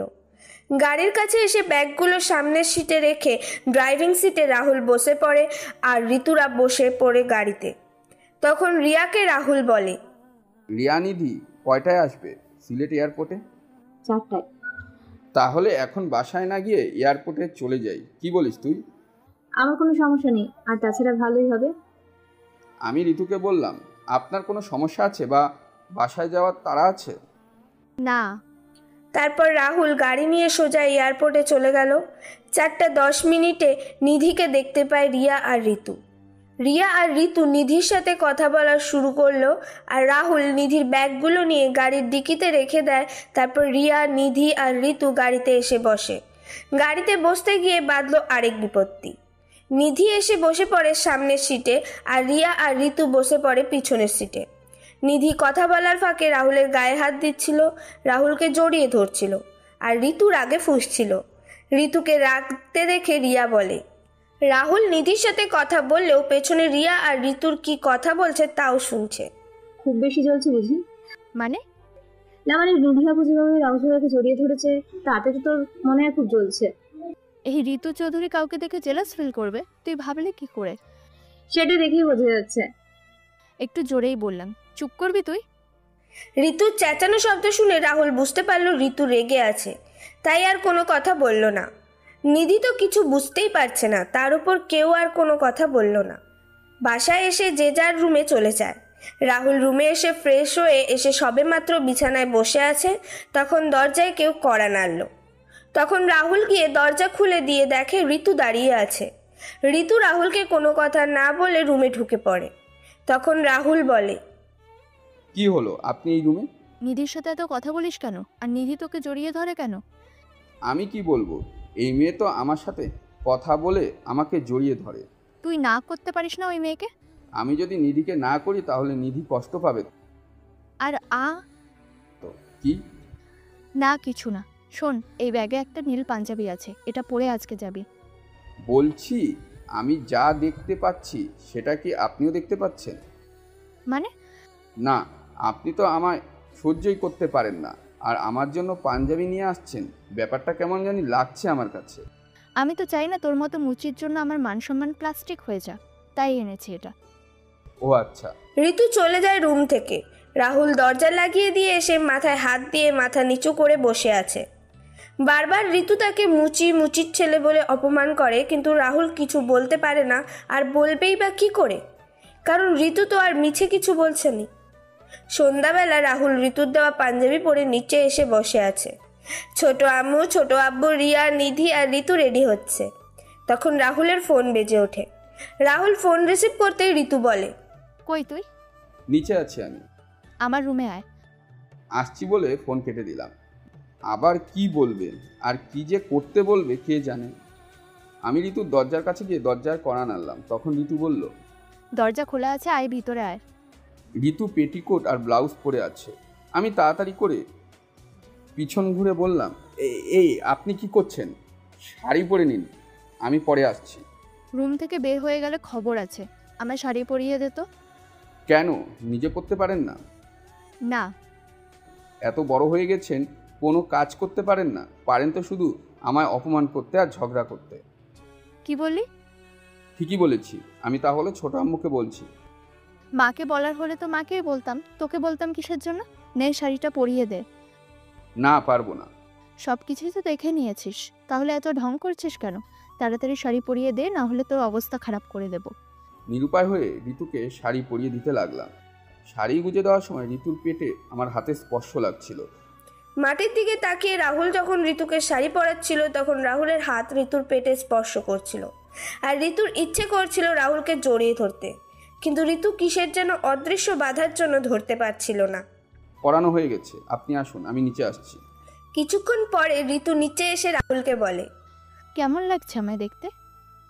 ঋতুর দিকে তাকিয়ে তো আমি ক্রাশ খেয়ে গেলাম।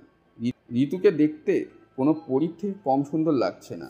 নীল শাড়ির সাথে ম্যাচিং করা নীল চুড়ি দেখতে কিন্তু একটা জিনিস কমতি দেখতে পেলাম। তখন বললাম, আপনাকে সুন্দর লাগছে, তবে কি?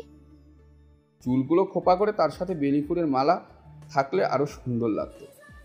ঋতু রাহুলের কথা শুনে কিছুক্ষণ চিন্তা করে তারপর বলে, আচ্ছা তুই দাঁড়া, আমি আসছি। এই বলে ঋতু চলে যায়। কিছুক্ষণ পর ঋতু আমার সামনে দাঁড়িয়ে আমার হাতে বেলি ফুলের মালা দিয়ে বলে, দে, আমার খোপা বেঁধে দে। আমি বেঁধে দিব? দে। কি আর করার, আমি খোপার বেলি ফুলের মালা বেঁধে দিলাম। তারপর আস্তে আস্তে সবাই নিচে চলে আসে। তখনই ছোট আম্মু বলে, ঋতু আর রাহুল তোদের বেশ সুন্দর লাগছে রে, মনে হচ্ছে একদম রাজ্যটক।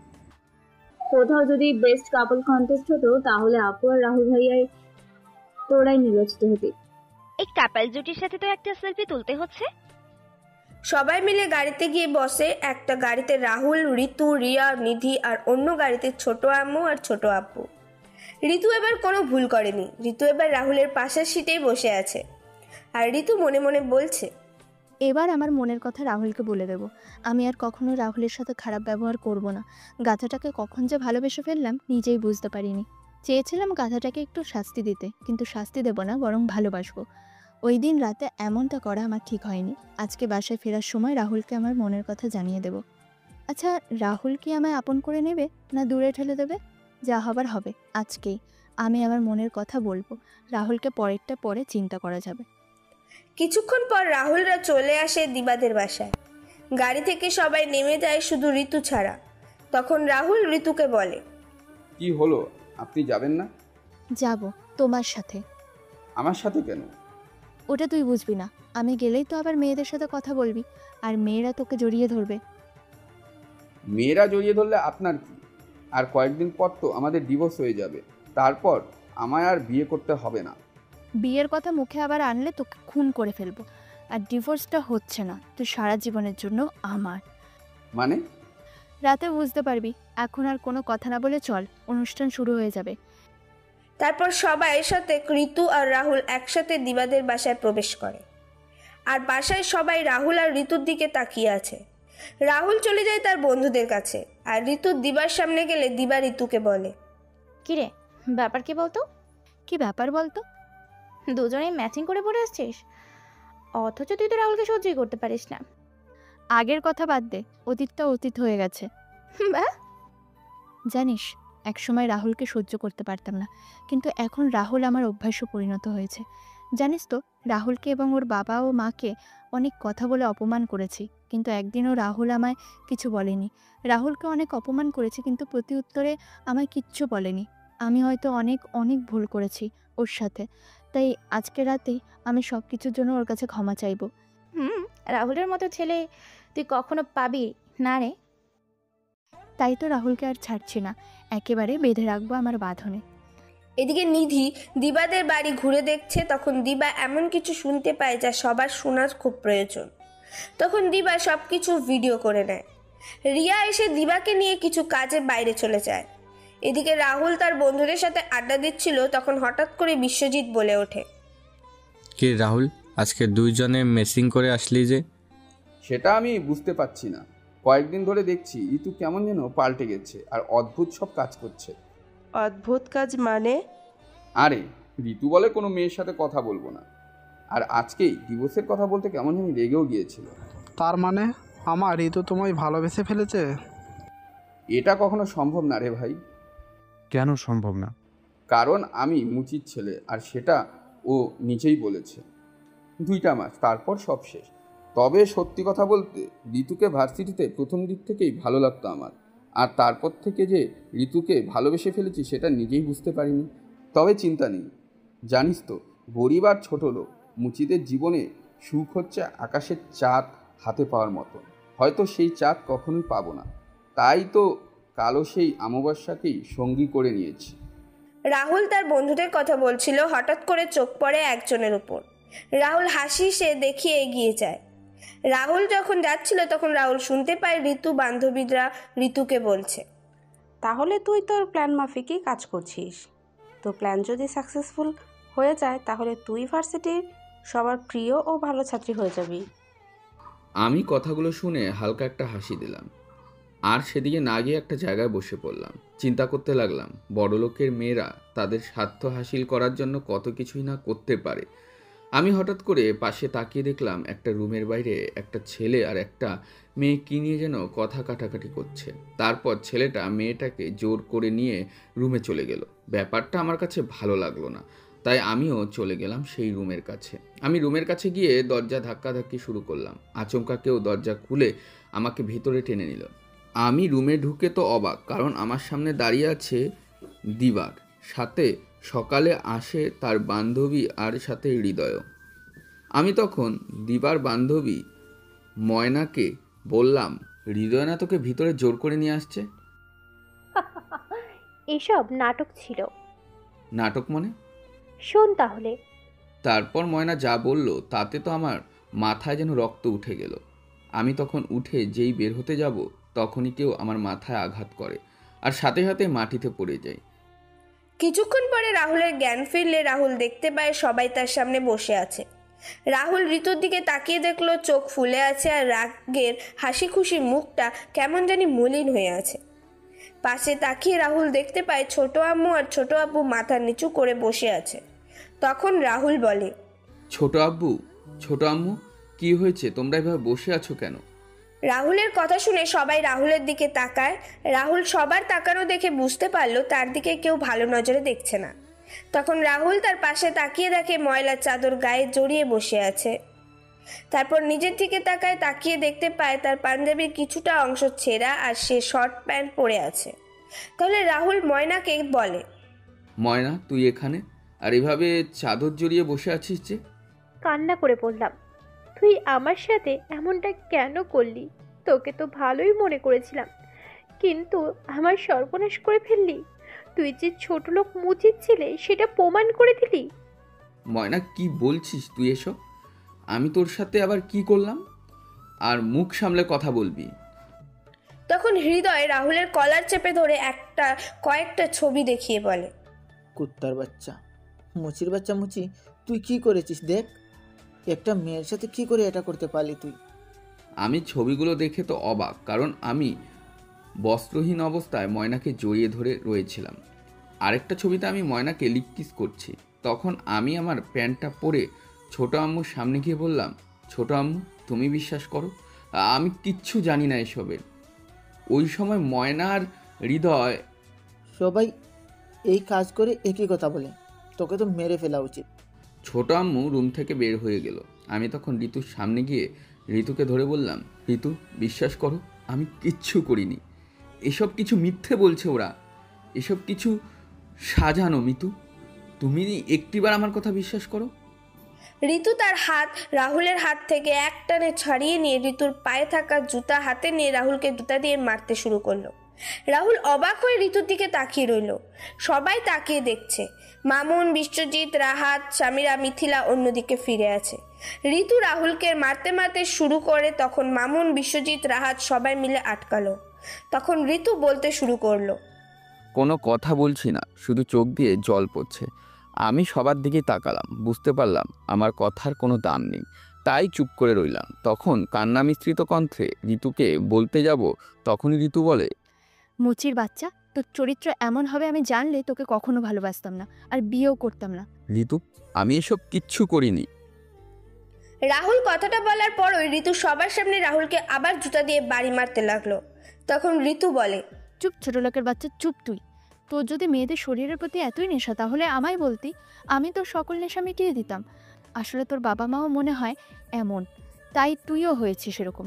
আসলে মনে হয় তোর জন্মেরই ঠিক নেই। তুই চলে যা এখান থেকে, আর কখনো আমার সামনে আসবি না, আর কয়েকদিন পর ডিভোর্স লেটার পেয়ে যাবি। আমি কোনো কথা বলছি না, চুপচাপ চোখের জল ফেলতে লাগলাম। সবাই অনেক কথা বলে আমায় অপমান করে, আর এখন কলিজার বন্ধুগুলো অপমান করছে। এটাই হয়তো আমার নিয়তি। তখন বিশ্বজিৎ বলে উঠল, আমার কি মনে হয় জানিস রাহুল, তোদের মতো মুচির ছেলেরা এমন খারাপ মন মানসিকতা কাজগুলো করতে পারে। ভার্সিটির কেউই তোর সাথে বন্ধুত্ব করতে চাইতো না, কিন্তু আমরা তোর সাথে বন্ধুত্ব করলাম, আর তুই আমাদের বন্ধুত্বের এমন একটা প্রতিদান দিলি। আজকে সত্যিটা আবার সামনে চলে এলো, তুই যে মুচির ছেলে সেটা প্রমাণ করে দিলি। বন্ধুদের কাছ থেকে এমন কথা শুনে মরে যেতে ইচ্ছে করছে। আমার জন্য আমার মা বাবাকে অনেক কথা শুনতে হয়েছে। আজকে আমি মুচির ছেলে বলে কেউ আমার কথা বিশ্বাস করলো না। আজকে যদি আমি কোনো ধনী পরিবারের ছেলে হতাম, তাহলে কেউ আমাকে এভাবে বলতে পারতো না, আর কেউ জুতো দিয়ে সবার সামনে আঘাতও করতে পারতো না। নিজেকে শেষ করে দিতে ইচ্ছে করছে। আমি একবার ময়না আর হৃদয়ের দিকে তাকালাম। তাদের চেহারায় হাসি বিদ্যমান, কিন্তু তারা আমার সাথে এমন কেন করলো তা বুঝতে পারছিলাম না। আমি তখন সবাইকে উদ্দেশ্য করে একটা কথা বললাম। আজকে হয়তো আমার কথা না শুনে সবাই আমায় আমার মা বাবাকে নিয়ে কথা বলবে। আমায় জুতো দিয়ে আঘাত করলে আমি কিছু বলিনি, আর বলবও না, কারণ আমি মুচির ছেলে। তবে সবাই যখন সত্যিটা জানতে পারবে, তখন শত চেষ্টা করেও ও আমাকে খুঁজেও আর পাবে না। আর মিস ঋতু চৌধুরী, আপনি আমাকে ডিভোর্স লেটার দেওয়া লাগবে না, কয়েকদিনের ভেতরেই পেয়ে যাবেন।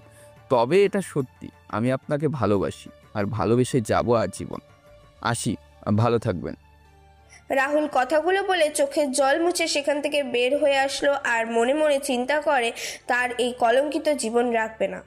এদিকে নিধি রিয়াকে বলছে, তুই এ কোথায় নিয়ে এলি বলতো? আজকে আপু রাহুল ভাইয়াকে প্রপোজ করবে, তাই একটা রিং কিনতে আসছিলাম, আর 10 মিনিটের ভিতর পৌঁছে যাবো ওখানে। জানি না ওইদিকে কি হচ্ছে। কেন, কি হবে আবার? এই ভিডিও দেখ। ভিডিও দেখে তো মাথা পুরো গরম হয়ে গেল। আমি গাড়ি চালিয়ে তাড়াতাড়ি দিবা আপুদের বাসায় চলে গেলাম। বাসায় গিয়ে দেখলাম সবাই একসাথে বসে আছে। বাবা মা মাথা নিচু করে আছে, আপু কান্না করছে। আমি রাহুল ভাইয়াকে কোথাও দেখতে পেলাম না। তখন আমি মাকে জিজ্ঞেস করলাম, মা রাহুল ভাই কোথায়? তুই ছোটলুকে কেন ভাই বলছিস? জানিস ময়নার সাথে কি কি করছে? ওই মুচির বাচ্চাকে মেরে বাসা থেকে বের করে দেওয়া হয়েছে। রিয়া সবাইকে অবাক করে দিয়ে হৃদয়ের গালে ঠাস ঠাস করে চর বসিয়ে দিল। তখন হৃদয় কিছু বলতে যাবে, তার আগে রিয়া বলে, তার বাচ্চা, তুই একদম চুপ। তুই রাহুল ভাইয়ের ব্যাপারে কি জানিস? অনেক বড়ই তো প্ল্যান করেছিলি। রাহুল ভাইয়াকে আপুর জীবন থেকে সরিয়ে দিয়ে তুই আপুকে বিয়ে করে আমাদের সকল সম্পত্তি হাতে নিবি। রিয়া তুই। নিধি গিয়ে হৃদয়ের গালে ঠাস ঠাস করে চর বসিয়ে দিয়ে বলে, বেশি কথা বলবি না। তোরা যা যা প্ল্যান করেছিস সবকিছুর ভিডিও আমার কাছে আছে, তাই চুপ করে থাক।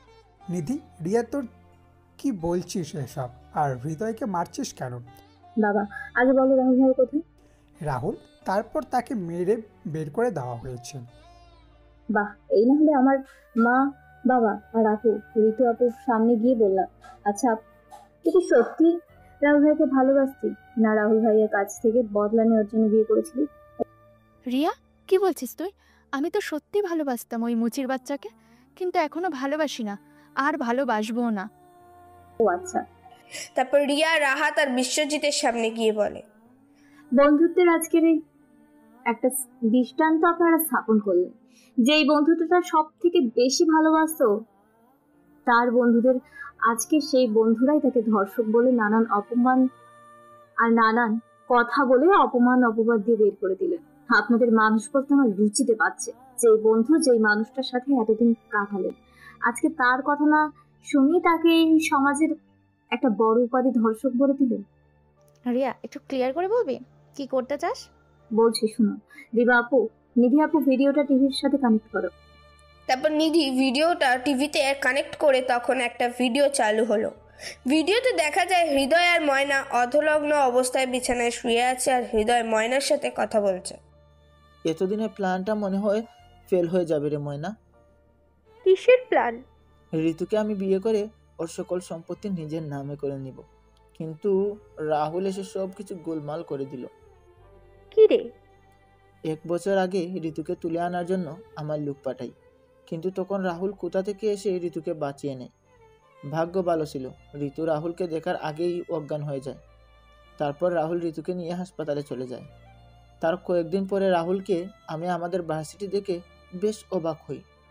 তারপর প্ল্যান করে রাহুলকে ল্যাং মেরে ঋতুর উপর ফেলে দিই, কিন্তু ঋতুও রাহুলকে মারার জন্য উঠে পড়ে লাগে। এভাবেই চলেছিল, কিন্তু হঠাৎ জানতে পারি রাহুল আর ঋতুর বিয়ে হয়ে গেছে।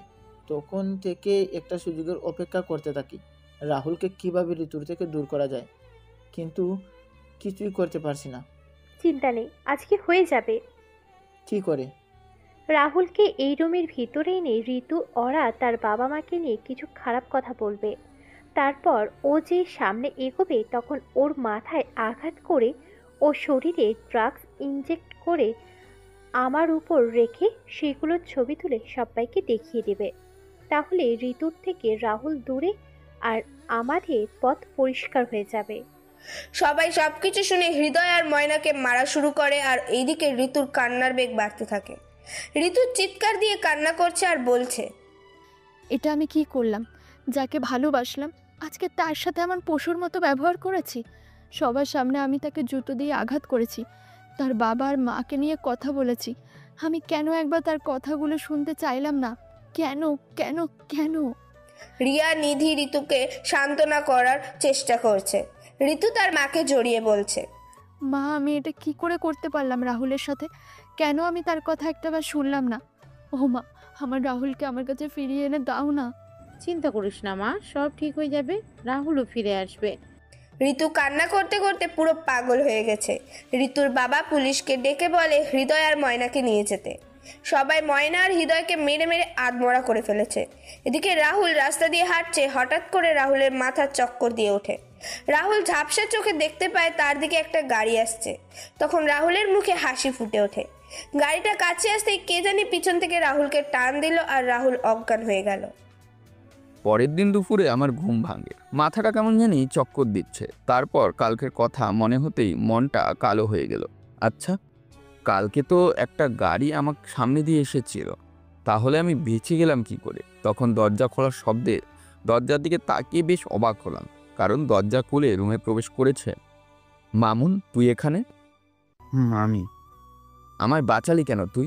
মরে গেলেই তো ভালো ছিল। দিব এক চর, মরে গেলেই কি সব সমস্যার সমাধান হয়ে যায়? তাহলে কি করব বল? আমার হৃদয় আর ময়না এভাবে ফাঁসিয়েছে যে নিজেকে নির্দোষ প্রমাণ করার কোনো সুযোগই রাখেনি। আচ্ছা, তুইও কি ওদিনের মতন আমায় ধর্ষক মনে করেছিস? আমি যদি ওদের মতো চিন্তা করতাম তাহলে তোকে বাঁচাতাম কেমন করে বল? এখন আমি কি করব বল তুই মামুন? ভার্সিটির পরীক্ষা দিয়ে আমরা কানাডা চলে যাব। আমার মনে? তোর মনে আছে স্যার বলেছিল আমরা যদি চ্যাম্পিয়ন হই তাহলে আমাদের জন্য ভালো খবর আছে। হ্যাঁ, তো আমাকে আর তোকে কানাডায় ভার্সিটিতে গিয়ে পড়ার জন্য স্কলারশিপ আসছে, আর তার সাথে একটা সফটওয়্যার কোম্পানিতে চাকরির সুযোগও আছে। তাহলে তো ভালোই। তবে কি হলো তোর? আমার তো পাসপোর্ট নাই, আর তেমন কোনো টাকা পয়সাও নাই। তোর পাসপোর্ট হয়ে গেছে, আর আমাদের যেতে কানাডায় কোনো টাকা খরচ করতে হবে না। সত্যি? হুম। কবে যেতে হবে? 15 দিন পরে। ও আচ্ছা। চল, ভার্সিটি যাবি না? কেন? আরে আর 4 দিন পরে পরীক্ষা, ভার্সিটিকে পরীক্ষায় ফি জমা দিতে হবে না। বন্ধু আমার তো। তুই চিন্তা করছিস কেন? আমি আছি, চল ভার্সিটিতে। রাহুল আর মামুন মিলে চলে যায় ভার্সিটিতে। ভার্সিটিতে গিয়ে ভার্সিটির সকল কাজ শেষ করে রাহুল আর মামুন চলে যায় একটা রেস্টুরেন্টে। রেস্টুরেন্টে গিয়ে দেখতে পায় সামিরা আর মিথিলা বসে আছে। তখন রাহুল মামুনকে বলে, তুই আমায় এদের সামনে নিয়ে এলি কেন? আরে কালকে রাতে এরা আমাদের সাথে ছিল, আর মিথিলা বিশ্বজিতের সাথে ব্রেকআপ করে দিয়েছে। কেন? কালকের ওই ঘটনার জন্য। এখন চল ওদের কাছে। তারপর মামুন আর রাহুল যায় সামিরাদের কাছে, আর সামিরা বলে, কিরে রাহুল, এখন কেমন আছিস? মাথা নিচু করে জবাব দিলাম, আছি কোনো রকম। আরে তুই মাথা নিচু করে আছিস কেন? তোর তো মাথা উঁচু করে থাকার কথা। হৃদয় আর ময়নাকে পুলিশ ধরে নিয়ে গেছে। মাথা তুলে বললাম, মানে? শোন তাহলে। ও আচ্ছা। তবে ঋতুর জন্য কষ্ট হচ্ছে। কেন? ওর কি হয়েছে? ওর তো খুশি হওয়ার কথা। কালকে সব কিছু শুনে ঋতু অনেক কান্না করে, যার কারণে ঋতু অজ্ঞান হয়ে যায়। জ্ঞান ফেরার পর থেকে তোর সাথে দেখা করবে বলে কান্না করছে। ও আচ্ছা। আচ্ছা শোন, তোদের যে কারণে আখানে ডাকা হলো। আর 15 দিন পরে আমার আর রাহুলের ফ্লাইট। ফ্লাইট মানে? তাহলে শোন। বাহ, কংগ্রেস তোদের। শুভকামনা রইল তোদের জন্য। তারপর খাওয়া দাওয়া করে চারজন মিলে আরো কিছু সময় কথা বলে চলে যায়। এদিকে ঋতু তার বাবাকে বলছে, বাবা, রাহুলকে খুঁজে পেলে? না রে মা, তুই চিন্তা করিস না, আমি সমস্ত আইনশৃঙ্খলা বাহিনীকে রাহুলকে খুঁজে বের করার জন্য বলে দিচ্ছি। দুপুর হয়ে গেল, কিন্তু তোমরা আমার রাহুলকে খুঁজে বের করতে পারলে না। কি করছো তোমরা? তুই শান্ত হ। মা, আমার রাহুলের কিছু হয়নি তো? আমার রাহুলের কিছু হলে আমি নিজেকে শেষ করে দেব। কি বলছিস মা তুই? খুব তাড়াতাড়ি রাহুলকে পেয়ে যাব। এভাবে চলে যায় 4 দিন। আজকে পরীক্ষার দিন। ঋতু পরীক্ষা দিতে চায়নি, কিন্তু তার মা বাবা অনেক জোরাজোরি কারণে ঋতু পরীক্ষা দিতে বাধ্য হয়। ঋতু হলে গিয়ে মন খারাপ করে বসে আছে। তখন দেখতে পায় স্যার রুমে প্রবেশ করছেন, আর সাথে রাহুল আর মামুনও। ঋতুর ইচ্ছে করছিল রাহুলকে গিয়ে জড়িয়ে ধরতে, কিন্তু পরীক্ষা পরে সে রাহুলের কাছে গিয়ে মাপ চাইবে। পরীক্ষা শুরু হলো। রাহুলের মতো লিখছে। ঋতু একটার উত্তর শেষ করছে আর রাহুলের দিকে তাকাচ্ছে। পরীক্ষার সময় শেষ হলে ঋতু খাতা জমা দিয়ে দেখতে পায় রাহুল হলের মধ্যে নেই। ঋতু যত সময় বাইরে আসলো ততক্ষণে রাহুলের গাড়ি ভার্সিটির গেট পেরিয়ে গেছে। ঋতুও গাড়ি নিয়ে বের হয়, কিন্তু কিছু দূর গিয়ে রাহুলের গাড়ির আর কোনো খোঁজ পেল না। রাহুল প্রত্যেক পরীক্ষার দিন স্যারের সাথে রুমে প্রবেশ করে আর সবার আগে খাতা জমা দিয়ে চলে যায়। আজকেই সেই শেষ পরীক্ষা দিয়েই রাহুলরা রাতের বেলা কানাডার উদ্দেশ্যে রওনা দেবে। রাহুল বিকেলবেলা মামুনের গাড়ি নিয়ে বের হয় ঋতুদের বাসার উদ্দেশ্যে। ঋতু আজকে দিবার বাসাতে গিয়েছিল। রাহুল বাসার দরজার সামনে গিয়ে বেল বাজাতেই নিধি এসে দরজা খুলে দিল। নিধি রাহুলকে দেখতে পেয়ে ভাইয়া বলে জড়িয়ে ধরে। তখন নিধি সবাইকে চিৎকার দিয়ে বলে, মামা, মামি, রিয়া, কোথায় তোমরা? তাড়াতাড়ি নিচে আসো, দেখো কে আসছে। ঋতুর বাবা আর মা নিচে নামতে নামতে বলেন, কি রে নিধি, এরকম করে চিৎকার করছিস কেন? সোফায় তাকিয়ে দেখো। ভাইয়া। সবাই তাকিয়ে দেখলো রাহুল বসে আছে। তখন রাহুল গিয়ে ছোট আম্মু আর ছোট আব্বুকে সালাম করে। ছোট আম্মু আর ছোট আব্বু রাহুলের কাছে ক্ষমা চাইলে তখন রাহুল বলে, ছোট আব্বু এবং ছোট আম্মু, তোমাদের কিছু কথা বলতে আমি এখানে এসেছি। এসেছি মানে? কি বলবি? ছোট আম্মু, ছোট আব্বু, আজকে রাতে আমার ফ্লাইট। রাতে আমি কানাডায় চলে যাচ্ছি। কি বলছো কি ভাইয়া? এই প্রতিযোগিতার পর আমার কানাডার থেকে স্কলারশিপ পেয়েছি, আর সাথে তাদের একটা সফটওয়্যার কোম্পানিতে চাকরির সুযোগও থাকছে। আমরা মানে? আমি আর মামুন যাচ্ছি। ঋতুকে বলেছিস? না, কাউকে বলা হয়নি। ও। আর এই ডিভোর্স পেপারটা ওনাকে দিয়ে দেবেন। আমি সাইন করে দিয়েছি। উনি সাইন করে দিলেই এই সম্পর্ক থেকে মুক্তি পেয়ে যাবেন। এবার আমি আসি। যদি আমার জন্য আপনাদের কোনো সম্মানহানি হয়ে থাকে তাহলে আমি ক্ষমা প্রার্থী। ভালো থাকবেন, আসি। ভাই আমাদের ছেড়ে চলে যাবে? কি খবর? আমি যে অনেক খারাপ। রাহুল কথা বলে চলে যায়। ছোট আম্মু আর ছোট আব্বু কোনো কথা বলেনি। উনারা বুঝতে পারছেন রাহুলের ভেতরে অনেক অভিমান জমে আছে। এদিকে রাহুল বাসায় এসে তার বাবা মায়ের সাথে কথা বলে সব জানিয়ে দিল। রাহুলের মা সব শুনে কান্না করলেন। তারপর রাহুল অনেক কষ্টে বুঝিয়ে রাজি করায়। এদিকে ঋতু বাসায় এসে দেখতে পায় সবাই মন খারাপ করে বসে আছে। তখন ঋতু বলে, কি হলো? তোমরা এভাবে মুখ কালো করে বসে আছো কেন? রাহুল ভাইয়া এসেছিল। কোথায় রাহুল? চলে গেছে। চলে গেছে মানে? ঋতুর মা ঋতুর দিকে ডিভোর্স পেপার এগিয়ে দিয়ে বলেন, আজকে রাতে রাহুল কানাডা চলে যাবে। রাতে ওর ফ্লাইট, আর ডিভোর্স পেপার সাইন করে দিয়ে গেছে। ও আচ্ছা। ঋতুর ডিভোর্স পেপার নিয়ে তার রুমে গিয়ে দরজা আটকে দিয়ে দিল বেশ শব্দ করে। রিয়া, নিধি, ঋতুর বাবা মা সবাই ঋতুর রুমের সামনে দাঁড়িয়ে দরজা ধাক্কাতে লাগলো, কিন্তু কোনো শব্দ পাচ্ছে না। তারপর ঋতুর বাবা বাইরে দাঁড়িয়ে থাকা পুলিশদের ডেকে এনে দরজা ভেঙে ভেতরে গিয়ে দেখতে পেলেন ঋতু তার 2 হাতের রগ কেটে ফেলেছে। রক্তে পুরো মেঝে ভেসে গেছে। তাড়াতাড়ি করে ঋতুকে নিয়ে যাওয়া হয় হাসপাতালে।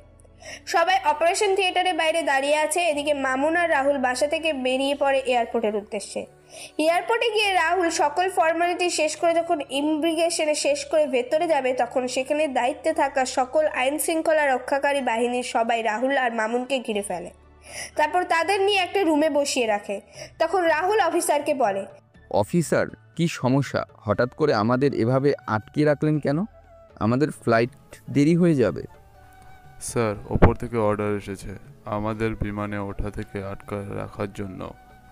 কিন্তু কেন?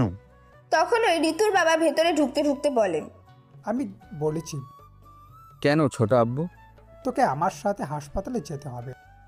হাসপাতালের নামটা শুনতে ভেতর থেকে কেন জানি না মোচড় দিয়ে উঠল। আমি ছোট আব্বুর দিকে তাকালাম। ছোট আব্বু সাদা পাঞ্জাবিতে রক্তের দাগ স্পষ্ট। আমার বুঝতে বাকি রইল না নিশ্চয়ই খারাপ কিছু হয়েছে। তখন ছোট আব্বু কান্না করতে করতে আমার সামনে মাটিতে বসে পড়ে এবং হাত জোর করে বলতে শুরু করলো, বাবা আমি তোর পায়ে পড়ি, তুই পারিস একমাত্র আমার মেয়েটাকে বাঁচাতে। বাবা ঋতুর অবস্থা ভালো না, তুই কানাডা চলে যাচ্ছিস। এটা শোনার পর ঋতু তার রুমে ঢুকে তার 2 হাতের রক কেটে ফেললো। তারপর তাড়াতাড়ি করে ঋতুকে আমরা হাসপাতালে নিয়ে যাই।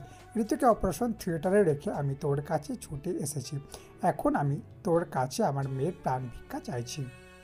ছোট আব্বুর কথা শুনে নিজের চোখ দিয়েই পানি পড়ছে। আমি ছোট আব্বুকে মাটি থেকে তুলে বললাম, ছোট আব্বু আমি বেঁচে থাকতে ঋতুর কিচ্ছু হবে না, তুমি চিন্তা করো না ছোট আব্বু, ভালো হয়ে যাবে। চলো আমরা যাব হাসপাতালে। রাহুল, মামুন আর ঋতুর বাবা রওনা দিলে হাসপাতালে। কিছুক্ষণ পর হাসপাতালে পৌঁছে গেলেন। ঋতুর বাবা গিয়ে রিয়াকে জিজ্ঞেস করলেন ঋতু কেমন আছে এখন। বাবা অপারেশন এখনো চলছে। তখন রিয়া বলে, সবাই অপেক্ষা করছে ঋতুর জন্য। কিছুক্ষণ পর ডাক্তার অপারেশন থিয়েটার থেকে বের হলেন। সবাই ডাক্তারের সামনে যায়। তখন ডাক্তার বলেন, আপনারা জানেন নিশ্চয়ই হাতের রগ বা ধমনী কেটে গেলে অধিক রক্তপাতের কারণে একজন ব্যক্তির মৃত্যু পর্যন্ত হতে পারে। শিরা কেটে যাওয়া আমাদের নিত্যদিনের সমস্যা। তাই কেটে যাওয়ার পর মূল করণীয় হলো রক্তপাত বন্ধ করা এবং সংক্রমণ যাতে না হয় সেদিকে লক্ষ্য রাখা। তা না হলে সংক্রমণের ফলে দেহে অন্য যে কোনো সমস্যা দেখা যেতে পারে। এক্ষেত্রে আপনাদের রোগীর ভাগ্য ভালো, তেমন কিছু হয়নি। একটু পরেই জ্ঞান ফিরবে। আর খেয়াল রাখবেন এমন কাজ যেন আর না করে, তাহলে বড় ধরনের ক্ষতি হয়ে যাবে। তারপর ডাক্তার চলে যায়। সবাই বসে অপেক্ষা করতে থাকে ঋতুর জ্ঞান ফিরায়। 2 ঘন্টা পর ঋতুর জ্ঞান ফিরে আসে। আস্তে আস্তে করে সবাই কথা বলে ঋতুর সাথে, কিন্তু ঋতুর চোখ জোড়া একজনকেই খুঁজে যাচ্ছে। রিয়া তখন বাইরে এসে রাহুলকে বলে, ভাইয়া ভিতরে যাও। ভিতরে গেলে যদি আমায় আবার মারা শুরু করে? রাহুলের কথা শুনে সবাই হাসা শুরু করলো। তখন মামুন বলে, বন্ধু তোর ব্যাপারটা মিটমাট হয়ে গেল। তোর শালির সাথে আমার সেটিংস করিয়ে দিস। কোনটার সাথে? লালটা না কালোটা? থুক্কু, রিয়া না নিধি? আবে হালা, রিয়ার সাথে। আমি তোর হালা না, আমি তোর ভাইয়া হই। ওই হলো একটা, যা ভিতরে যা। এই বলে মামুন রাহুলকে ভিতরে ঢুকিয়ে দিল। রাহুল ভিতরে গিয়ে চুপচাপ ঋতুর বেডের পাশে টুলে বসে ঋতু যাতে চর মারলেও তার গালে না লাগে সেই দূরত্ব রেখে বসে আছে। আমি চোখ বন্ধ করে শুয়ে আছি। এমন সময় কেউ আমার হাতটা তার হাতের সাথে আবদ্ধ করে নিল। আমি চোখ খুলে তাকিয়ে দেখলাম রাহুল। তখন বললাম, তুই এখানে কেন এসছিস? তোর না কানাডা চলে যাওয়ার কথা? আমার বউকে এমন অবস্থায় রেখে আমি কানাডা যাই কি করে? কে তোর বউ? তুই তো আমায় ডিভোর্স দিয়ে দিয়েছিস। না গো বউ, আমাদের ডিভোর্স হয়নি। আমার কাউকে লাগবে না, আমি একা থাকতে পারবো। যা, তুই তোর কানাডা চলে যা। না, বাঁকা রাস্তায় না হাঁটলে হবে না। সত্যি তো বলছো তুমি? হ্যাঁ। মামুন, টিকিট ক্যান্সেল করতে বলিস না, আমরা আমাদের সময় মতোই যাব। হ্যাঁ আমি আসছি, তুই ব্যাগগুলো নিয়ে এয়ারপোর্টে চলে আয়। এই বলে ফোনটা কেটে আমি যেই উঠতে যাব তখনই ঋতু বলল, এবার যদি তুই সত্যি সত্যি চলে যাস তাহলে আমি কিন্তু নিজের গলা কেটে ফেলবো। তো আমি কি করব? আপনি তো আমার স্বামীকে বলে স্বীকার করলেন না। এদিকে আয়। না গেলেই মারবেন। আপনার চর খেতে খেতে আমার গালের অবস্থা খারাপ হয়ে গেছে। মারবো বলছি। সত্যি তো? হ্যাঁ। আমি ঋতুর দিকে এগিয়ে যেতেই ঋতু ওর ঠোঁটের সাথে আমার ঠোঁট মিলিয়ে দিল। এভাবে কতক্ষণ চললো জানি না, তবে বেশ মজাই লাগছিল। আজ 3 দিন পর ঋতুকে নিয়ে বাসায় যাচ্ছি।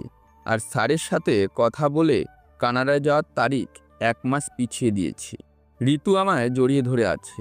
বাসায় এসে ঋতুকে রুমে রেখে আমি নিচে এসে ঋতুর জন্য খাবার নিয়ে গেলাম। ঋতুকে খাইয়ে দিয়ে আমি মাটিতে বিছানা করিয়ে যেই শুতে যাব তখনই ঋতু আমায় লাঠি দিয়ে বাড়ি দিল। উহ মা গো! কি হলো? তুই মাটিতে বিছানা করছিস কেন? তা কি করব? আমার সাথে ঘুমাবি। মুচির ছেলের সাথে ঘুমাতে পারবেন? আগের সব কিছুর জন্য আমি দুঃখিত। আচ্ছা এখন ঘুমিয়ে পড়েন। যাবি কি না বিছানায়? না, ও মা লাগে তো। ও মা যাচ্ছি তো বিছানায়। বিছানায় সে শুয়ে পড়লাম। কি ডেঞ্জারাস মেয়ে রে বাবা। তারপর ঋতু আমার বুকে এসে শুয়ে পড়ে। তখন ঋতু আমায় বলে, এই শুনছো? হ্যাঁ বলো। আমার একটা সুন্দর বাবু লাগবে। নিয়ে আসো। আমি একা পারবো না, তোমাকেও সাহায্য করতে হবে। কিরকম সাহায্য? আমার শরম করে। হ্যাঁ, ঢং। কি হলো? আচ্ছা, আমার প্রতি ভালোবাসা জন্মালো কি করে তোমার? কাকে যে কখন ভালো লেগে যায় সেটা বোঝা বড় দায়। থাক না সেসব অনুভূতিগুলো অজানা হয়ে। ও, তুমি সাহায্য করবে কিনা বলো? আর এই শ্রোতাদের সঙ্গে কথা বলে এসে তোমার সাহায্যের কাজে নেমে পড়বো, কেমন? 5 মিনিট সময় দিলাম। তো প্রিয় শ্রোতাগণ, আমরা বাবু আনতে যাচ্ছি। বাই বাই, এখন বাবু আনতে যাই। 3 মাস পর রাহুল, ঋতু আর মামুন কানাডা চলে যায়। রিয়ার সাথে মামুনের বিয়ে ও ফাইনাল হয়ে যায়। দেশে ফিরলেই ওদের বিয়ে দেওয়া হবে। রাহুল আর ঋতুর মাঝে ঝগড়া কমে ভালোবাসাটা বৃদ্ধি পেয়েছে। তো গল্পটি এখানেই সমাপ্ত করা হলো। কেমন লাগলো গল্পটি অবশ্যই কমেন্ট করে জানাবেন। আরও এরকম ধরনের গল্প পেতে আমাদের চ্যানেলটিকে অবশ্যই সাবস্ক্রাইব করবেন। ধন্যবাদ।